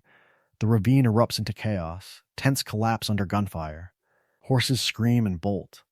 The last Vanderlinde hideout becomes a killing field where every choice is a verdict: surrender and hang, flee and abandon the others, or stand and die for a leader who no longer believes his own words. In that chaos, Dutch commits his final, unforgivable crime. As Arthur and John fight through the gunfire, buying precious seconds for Abigail and Jack's escape, Dutch hesitates, then turns away. He abandons Arthur on the hillside, leaves John bleeding behind, and rides off with Micah and the last true believers. It is the betrayal of his own creed, the moment the man who preached loyalty and family chooses self-preservation over everything. The camp burns. Bodies fall. Beaver Hollow collapses not just as a hideout, but as an idea. The gang, in any meaningful sense, ceases to exist. Yet from those ashes, another question rises. If Dutch's dream has died here, why does his shadow still stalk the mountains above, waiting for one last confrontation? On that mountainside above Beaver Hollow, the gang's long descent turns into a final reckoning. The camp is gone, the dream is dead, and Arthur Morgan is forced to choose between the last bag of Dutch's money and the last chance at someone else's future. For a man who spent decades robbing trains and banks in the name of freedom, he chooses something far rarer in the outlaw world: self-sacrifice. Arthur's decision to help John escape, rather than chase the Blackwater money, is more than a tactical choice. It is a rejection of the gang's entire history of greed-driven crimes, from its humble beginnings as a band of idealistic thieves to the massacres in Rhodes and Saint Denis. For years, Dutch preached that every robbery, every dead lawman, every terrified hostage was just a step toward a better world. Now Arthur sees the truth. The world was changing, the old ways were dying, and Dutch's philosophy has rotted into delusions and betrayal. As Arthur and John fight their way up through the burning forest, the ledger of the gang's sins follows them like smoke. Murdered guards on the train to Horseshoe Overlook, the Braithwaite girl burned alive at her family estate, unarmed men gunned down in a foreign revolution on Guarma, none of it will ever be read aloud in a court. Instead, it all crashes together in one last climb toward the ridge where Micah waits. The confrontation on the mountain is, in the truest sense, an outlaw trial. Micah attacks John and Arthur, turning the gang's long habit of violence inward. Fists, knives, and bullets fly in a brutal assault that strips away every excuse Dutch ever used to justify their crimes. Arthur accuses Micah of betrayal, of informing, of dragging Dutch into bloodier and bloodier schemes. He turns to Dutch and lays out the full weight of what they have done together. From the very beginning, the robberies, the lies, the bodies left in ditches from Blackwater to Saint Denis. But this courtroom has no judge, no jury, only a leader too broken to choose a side. Dutch walks away, leaving Micah and Arthur to finish their private war. If Arthur dies by the knife and the gun, it is attempted murder turned successful, a final killing laid atop dozens of others that will never be recorded. If his tuberculosis claims him as the sun rises, his death becomes the quiet closing of a criminal ledger that no lawman will ever balance. Arthur's last acts are not legal restitution, they are symbolic. He saves John, warns Abigail, exposes Micah, and tries to cut the rot from what remains of his family. It cannot undo the banks he robbed or the innocence he helped Dutch destroy, but it alters the story. A lost soul who once was the living embodiment of Dutch's violent dream dies protecting a different future. And that choice will echo years later when John Marston is forced to confront the same past Arthur tried, at the very end, to redeem. 8 years later, that echo has settled into something quieter, smaller, almost ordinary. On the Scrubland of Beecher's Hope, John Marston tries to turn a history of blood and robbery into a story of fences, cattle, and schoolbooks. The man who once rode into towns with dynamite and a gang now rides into Blackwater for lumber, seed, and the latest reader for Jack. From its humble beginnings as a rough patch of land, Beecher's Hope becomes the stage for John's most difficult transformation. He lives there with Abigail and Jack, waking before dawn, breaking horses, fixing roofs, arguing over chores and dinner instead of loot and escape routes. In the truest sense, this is the life Arthur died to give him, a chance at family without a price on every sunrise. Yet even here, in the wind through the grass and the smoke from the chimney, the past is never silent. Because the law has not forgotten. How could it? John's record stretches from train cars ripped open in the night to banks emptied at gunpoint, from murdered lawmen to civilians caught in Dutch's grand philosophy of freedom through force. Blackwater, Valentine, Rhodes, the Lemoyne National Bank in Saint Denis, each name is another mark on a ledger that does not simply vanish because a man buys a ranch. The world was changing, but paper trails and memories remain. That record is a weapon. Federal agents and state authorities know exactly who John Marston is and what he has done. It makes him the perfect target for coercion, work for the government, or see Abigail and Jack dragged into court, or worse. In one of the great ironies of this new age of civilization, the outlaw who once defied the state becomes its unwilling tool, hunted and yet harnessed, both prisoner and partner. And even in the epilogue, John's hands do not stay completely clean. When he rides out to deal with remaining Vanderlinde remnants, to track down men like Bill Williamson and Javier Escuela, those are not arrests. They are executions in all but name. Vigilantism replaces open banditry, but the gunshots sound the same. Along the way, there are smaller trespasses, stolen horses justified as necessity, broken locks explained as survival, money taken from killers and rustlers in the name of rough justice. Is that redemption or just better branding for the same sins? He lives between two worlds, pulled by loyalty to the dead and responsibility to the living. John wants respectability, wants to be the living embodiment of the settled West, yet he can never quite stop solving problems the old way, with a rifle, a revolver, and a grim resolve. The old ways were dying, but they are not dead in him. That tension, that refusal of the past to stay buried, leads inevitably toward the next unfinished account. Micah Bell, the last loose thread of Dutch's dream, and the final debt John believes he has to pay. Justice, for John Marston, does not arrive in a courtroom or on a wanted poster. It comes instead as a rumor, carried on the wind from the north, whispering that Micah Bell is not only alive, but rich, entrenched in the very mountains where the gang once froze and starved. The last traitor of the Vanderlinde story has not disappeared. He has prospered. From its humble beginnings, the gang had always lived on tales and reputations, but this rumor cuts deeper than gossip. Men in saloons talk about a vicious outlaw holed up in the grizzlies with a small army and a fortune in stolen gold. Names are not spoken loudly, yet the description is unmistakable. A wiry man, a cruel laugh, a history of betrayal. For John, who has spent years trying to be a rancher, a husband, a father, this is more than old news. It is unfinished business walking around in the snow. The decision to go after Micah is not sanctioned by any badge. In the eyes of the law, John is already a criminal who should have hanged a long time ago, a former member of Dutch's gang, present at Blackwater, complicit in robberies, murders, and armed insurrections from New Hanover to Lemoyne. By crossing state lines to hunt Micah, he is not enforcing justice. He is planning premeditated murder across jurisdictions, conspiracy to kill armed men, and a private assault on a fortified hideout. No warrants, no deputies, no official pardon waiting at the end. It is, in the truest sense, a return to the old ways.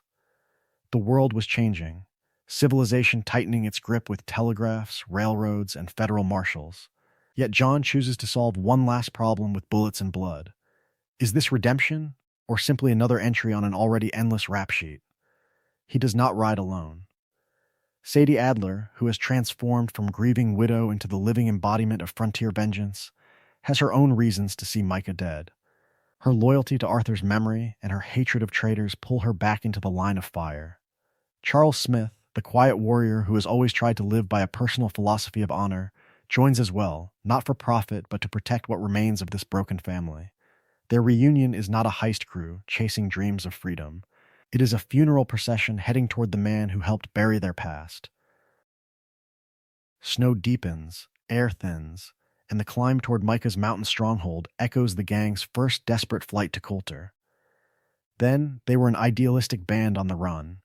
Now they are three survivors ascending toward a final reckoning. Ahead lies a snowbound fortress, bristling with gunmen and stolen wealth, a last outlaw kingdom carved out of a dying frontier. The old ways were dying, but up there, under the storm clouds, they are about to roar one final time. The question is simple. Can killing one traitor ever settle a lifetime of crime? Or will this last hunt only prove that the past never truly lets go? The snow on Mount Hagen will melt. The bodies will be buried or forgotten. But from that moment on, the Vanderlinde Gang is finished in all but name. What began as a story of loyalty and betrayal, of dreams and delusions, fractures into something smaller and sadder, scattered outlaws drifting through a world that no longer has a place for them. After St. Denis and Beaver Hollow, the gang does not simply disband, it disintegrates. The great camps that once buzzed with arguments, music, and Dutch's speeches vanish, replaced by lonely hideouts and rented rooms under false names. No more shared philosophy, no more grand plans to rob civilization blind. Only fragments remain: John, Sadie, Charles, Javier, Bill, Micah, each a lost soul carrying the weight of what Dutch promised and what Dutch delivered. John's path shows the shape of this new era. He tries to bury the outlaw in him, to trade the gun for a plow. Yet the law will not let the past stay buried. Every time he is dragged back into violence, every rustler he shoots or homestead he raids at the government's command, it is not rebellion in the truest sense. It is penance twisted into servitude. A man forced to commit new crimes so the state can erase the old gang and tidy up its own conscience. Sadie Adler turns her grief into a profession. Once an avenger of her murdered husband, She becomes a bounty hunter, riding from town to town on the trail of wanted men. On paper, she is on the side of civilization now, but the methods do not change. Ambushes in the brush, bullets in the back, prisoners dragged in chains behind a horse. Each capture is legal, yet every shot still echoes those days at Horseshoe Overlook and Clemens Point, when the gang told itself it was fighting for freedom. Charles Smith drifts north and west, working as a hired gun, a trapper, a reluctant enforcer for people with money and land. He breaks legs for debts, guards caravans that drive tribes from their hunting grounds, and robs only when he has to. From its humble beginnings as a family of misfits, the gang has become a shadow in his memory, but every line he crosses reminds him that he once helped burn an entire world for Dutch's delusions. Javier and Bill cling to the only trade they ever knew. Javier becomes a revolutionary and then a fugitive in Mexico, his romantic talk of causes barely disguising that he still solves problems with kidnappings and executions. Bill drifts into banditry on the border, robbing banks and trains with men who respect his gun more than his name. Without Dutch's speeches, their robberies are exactly what they always were beneath the rhetoric: theft and murder for survival. And Micah Bell, the living embodiment of the gang's rot, keeps doing what he has always done: small-town holdups, stagecoach ambushes, terrorizing homesteaders in the mountains, crimes without even the pretense of a code. He is the last pure outlaw of the old crew, and also the proof that the old ways were dying for a reason. From this point on, every crime these survivors commit feels thinner, more haunted. A train robbery is no longer a blow against a rigged system, it is a reminder of Blackwater and Saint Denis. A gunfight on a dusty street recalls Valentine and Rhodes, but without the laughter afterward, without the campfire songs. The past hangs over them like smoke that never clears. Each pull of a trigger asks the same quiet question: if the gang is gone, what exactly are they still killing for? The answer, in the end, is simple and devastating. They are not building anything now. They are only running from the ruins. And as the years roll on, the law, the railroads, and the barbed wire fences of a changing world begin to close in, turning the last echoes of Vanderlinde into targets to be hunted, trophies to be mounted, or loose ends to be cut.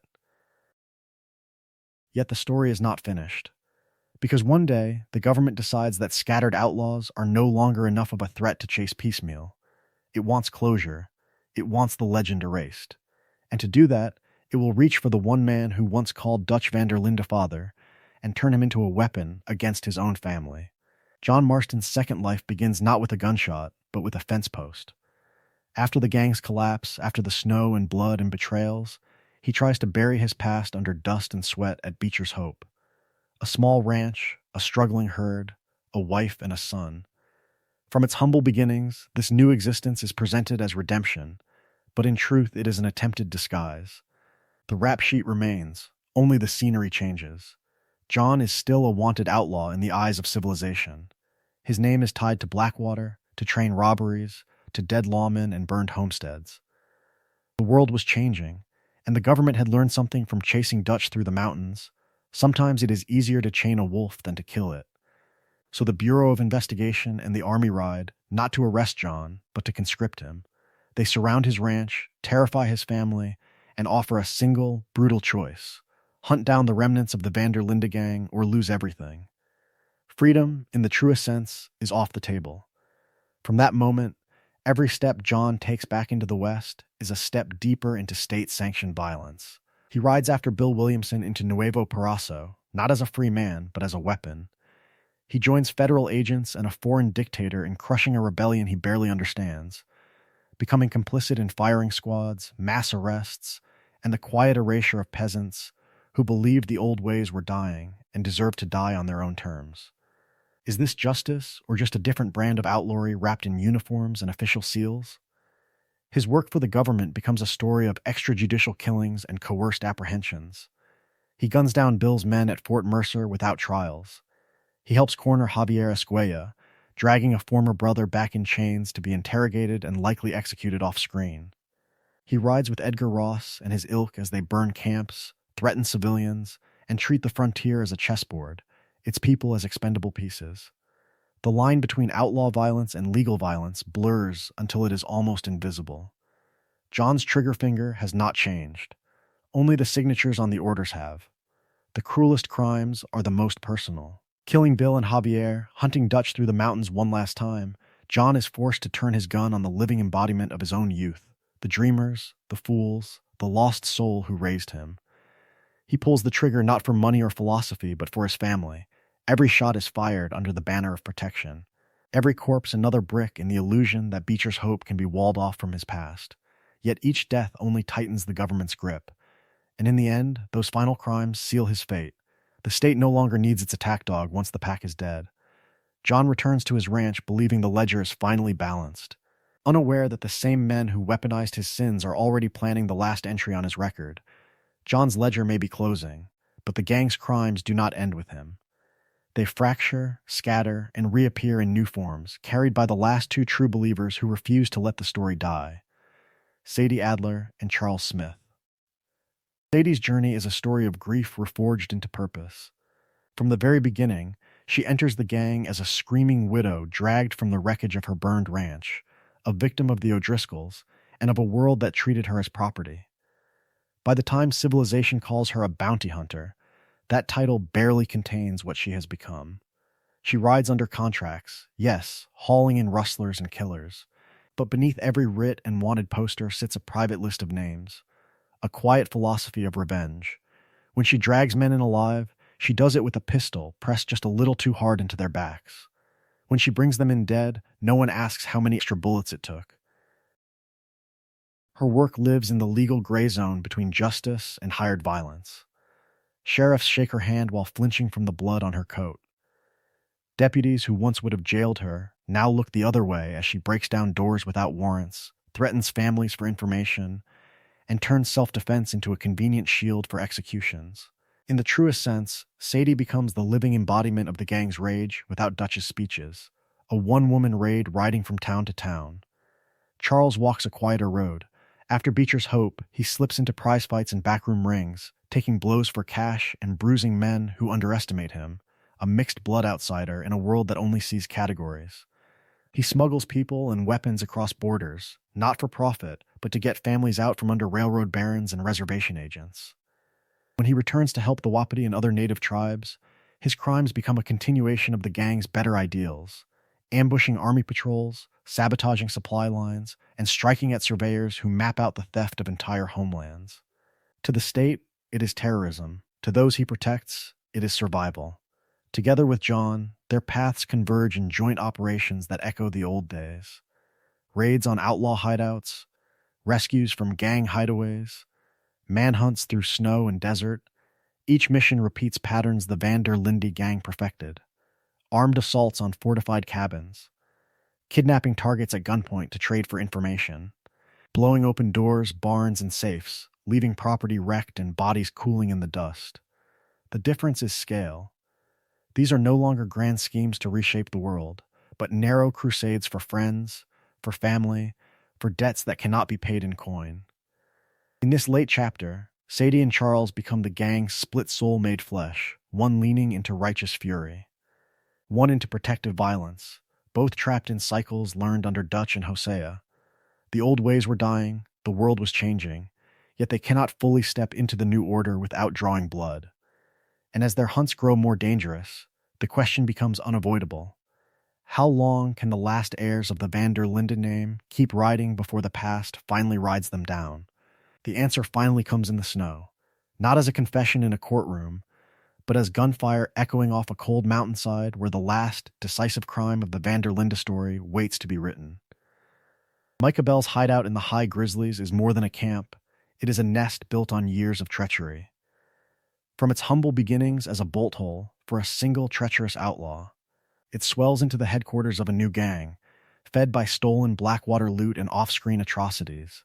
Travelers vanish in those passes, cabins are stripped bare, lawmen ride in and never ride out. Every plank of Micah's cabin, every crate of ammunition, feels paid for in blood that no ledger will ever properly record. Into this den ride John Marston, Sadie Adler, and Charles Smith, not as deputies of civilization, but as the last heirs of a dying creed. Their assault is, in the truest sense, a full-scale outlaw raid, unlawful entry, dynamite at the doors, rifles cracking through the thin mountain air. Micah's men fall in the snow one after another, anonymous corpses in a story of loyalty and betrayal, of dreams and delusions, of family turned against itself. Is this justice, or only revenge wearing a cleaner coat? Sadie cuts through the chaos with the same righteous fury that once drove her to burn O'Driscoll camps. Charles, wounded yet unyielding, is the living embodiment of the gang's better nature, still spilling blood in a world that has no place for him. John fights through that fortress of logs and ice, not as Dutch's idealistic proch, but as a man settling accounts for Blackwater, for Arthur, for every lie that chained his family to this endless ride. Then the pattern shatters. On the cliff above the cabin, with the wind howling and the loot piled between them, Dutch Vanderlinde steps out of the blizzard like a ghost from the very beginning. The triangle is complete. Dutch, Micah, John, past, betrayal, consequence. For a long moment, no one moves. Guns are drawn, accusations hang in the air, and the whole philosophy that once justified robbery as freedom now collapses into a single, unbearable question. Who pulled the gang off the cliff first? Dutch's choice is silent, but final. He shoots Micah through the chest, a murder committed without warrant, without trial, without even a spoken justification. Yet in that shot lies a twisted act of atonement, a half-hearted apology for the ferry at Blackwater, for Arthur dying alone on a ridge while Micah walked away with the spoils. Dutch leaves without a word, stepping into the white void like a lost soul who finally understands that the old ways were dying and he helped kill them. Micah's body cools beside the stolen money, and the snow drinks the last blood of the Vanderlinde Gang. It is not a clean moral victory, not a triumph that will be sung in court records or history books. To the law, Micah Bell simply vanishes. To the world, this massacre is just another rumor from a frontier that civilization is eager to forget. But in the gang's private ledger, this is the final entry. The last killing that closes a story that began with promises of freedom and ends with 3 men on a mountaintop, each realizing too late what their loyalty truly cost. And when the smoke clears and the mountain falls silent, one question lingers over the bloodstained snow. If the law never knows the truth, does the debt of the Vanderlinde Gang ever really get paid? The answer, of course, is no. The debt does not vanish with Micah on that mountain, because Dutch does not vanish with him. He steps back into the snow, into the shadows, and into a decade that the official record never truly touches. From the very beginning, Dutch treated disappearance as an art form. Before Blackwater, that talent kept the gang one step ahead of civilization. After Micah's death, it becomes his only philosophy. For 10 long years, from 1901 to 1911, he is a ghost in a world that barely realizes it is still being haunted. No arrest reports, no trial transcripts, no Pinkerton telegrams bearing his name. And yet, when he walks out of that cave in 1911, facing John Marston across the cliffs of Beecher's Hope, he is not a man who has been living quietly. That older Dutch is dressed finer, speaks smoother, and commands men who are willing to die for him. That does not happen by accident. Somewhere in those missing years lies a story of schemes and frauds, of borderland manipulations and backroom promises, of an aging outlaw selling revolution to a new generation while bleeding them dry. Dutch becomes the living embodiment of his own delusions, a wandering agitator who stirs up militias, exploits local resentments, and disappears again before the smoke clears. The law never pins it on him, but the pattern is unmistakable. Wherever there is chaos on the fringes, Dutch has probably passed through. Javier Escuella and Bill Williamson do not disappear.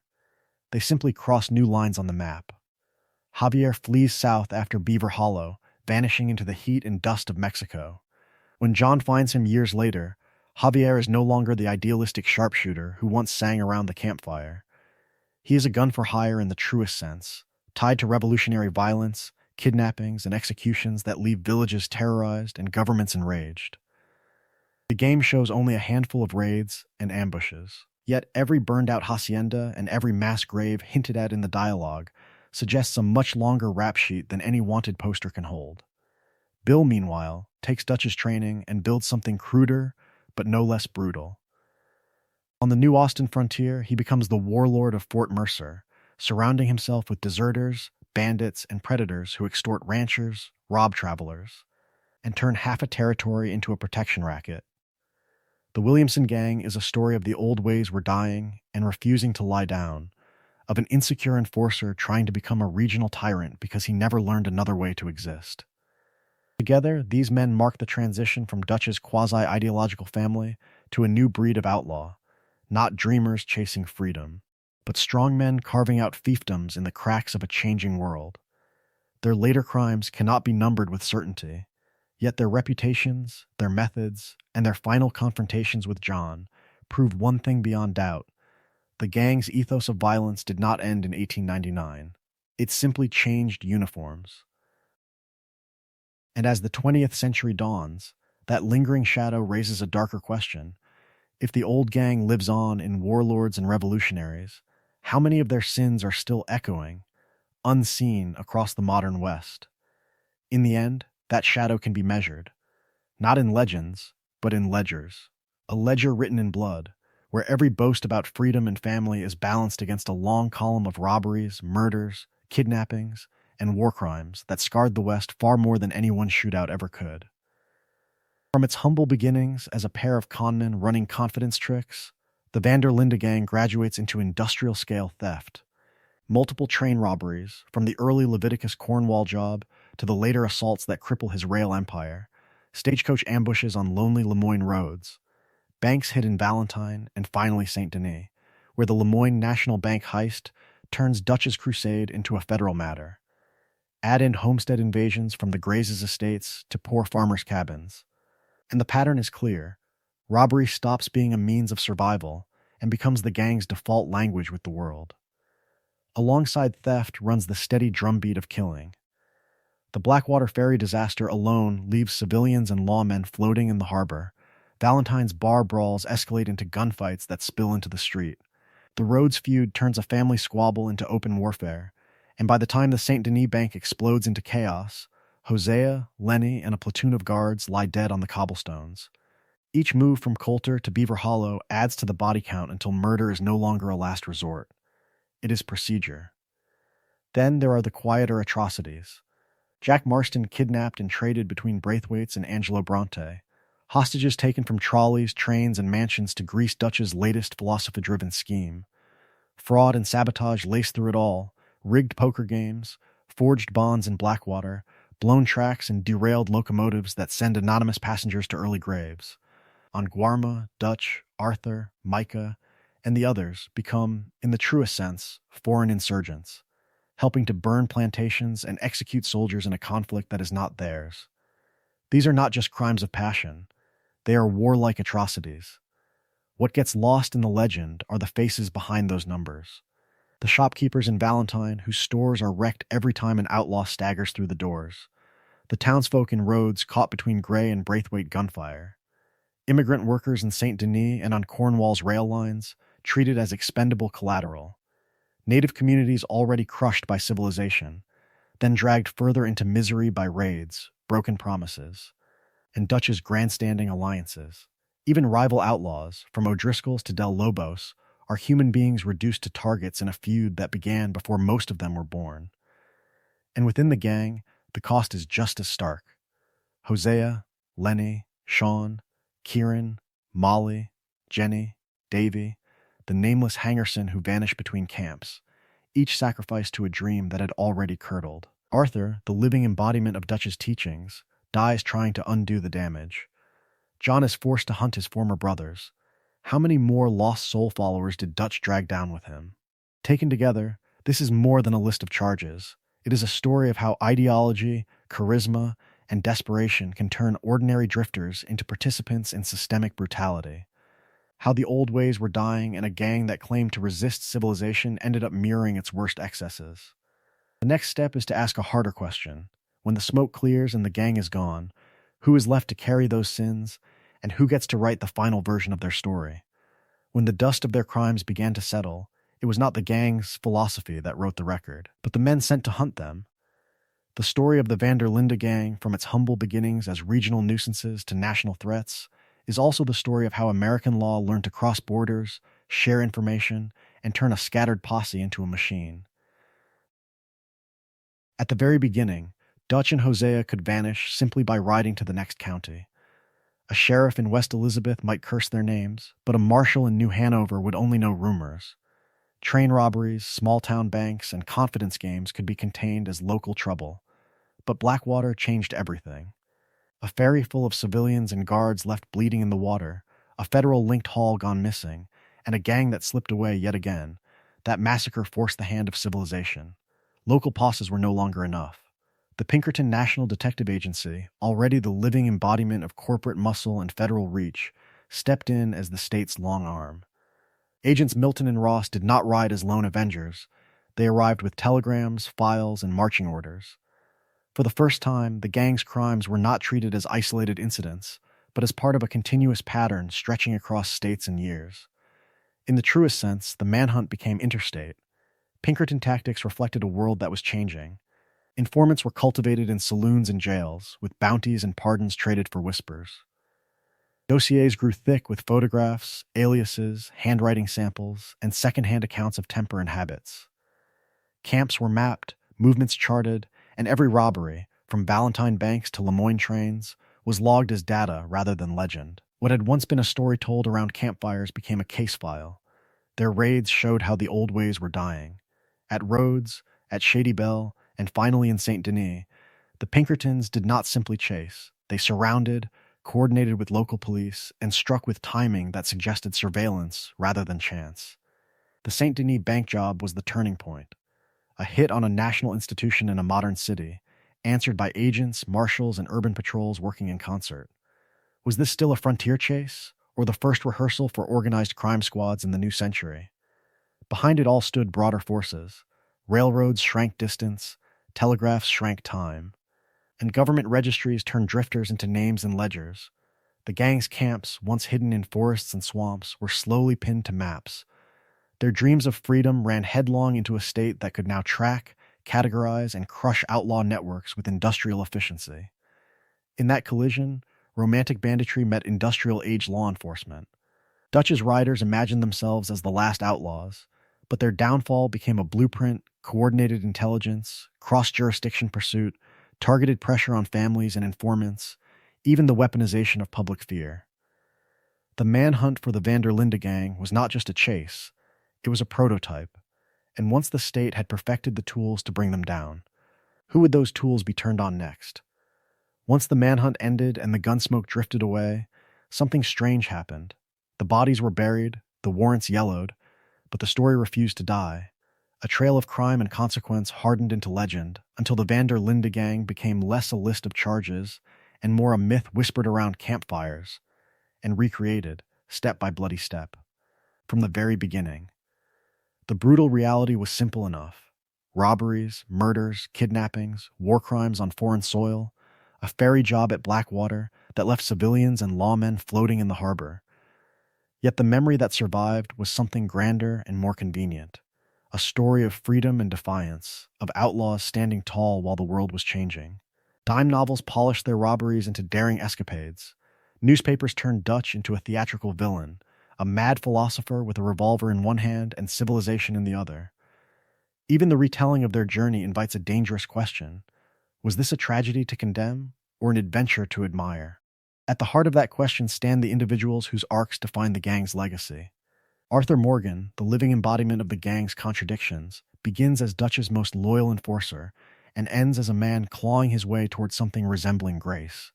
His ledger is soaked in blood, yet his final acts, saving John, warning the others, facing his own delusions, suggest that even a life defined by crime can reach for redemption, if not fully grasp it.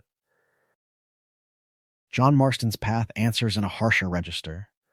From its humble beginnings as a boy taken in by Dutch, to a reluctant father trying to build a ranch in the shadow of his past, John proves that escape is possible, but never clean. His government-forced hunt of Javier, Bill, and eventually Dutch shows that redemption in this world is transactional, purchased with more violence, until his own death on the homestead he dreamed would save his family. Dutch himself is the counterargument in the truest sense. His idealistic philosophy about freedom and family curdles into paranoia and betrayal, from St. Denis to Beaver Hollow. There is no late conversion, no confession, only a final step into the void after one last refusal to be captured by the civilization he spent a lifetime cursing. Between them stand Sadie and Charles, Sadie turning grief into relentless vengeance, Charles seeking quiet dignity and survival. Each carries the gang forward in a different way, proof that not every lost soul is lost in the same direction. In the end, their true legacy is not just the emptied safes and burned plantations, not just the Pinkerton reports and wanted posters. It is the emotional weight that lingers, loyalty twisted into chains, betrayal masquerading as freedom, regret echoing in every abandoned camp. A story of family built on crime will always end in mourning, but the question is who does the mourning, and for whom? So what remains of the Vanderlinde Gang is a challenge. Revisit their story. Retrace every robbery, every choice, every moment when dreams became delusions. Ask what outlaw really means in a world where the old ways were dying and the new order was no less ruthless. And carry forward this uncomfortable truth. Behind every legend of the Old West stands a ledger of crimes, a trail of consequences, and the terrible cost of believing in the wrong dream.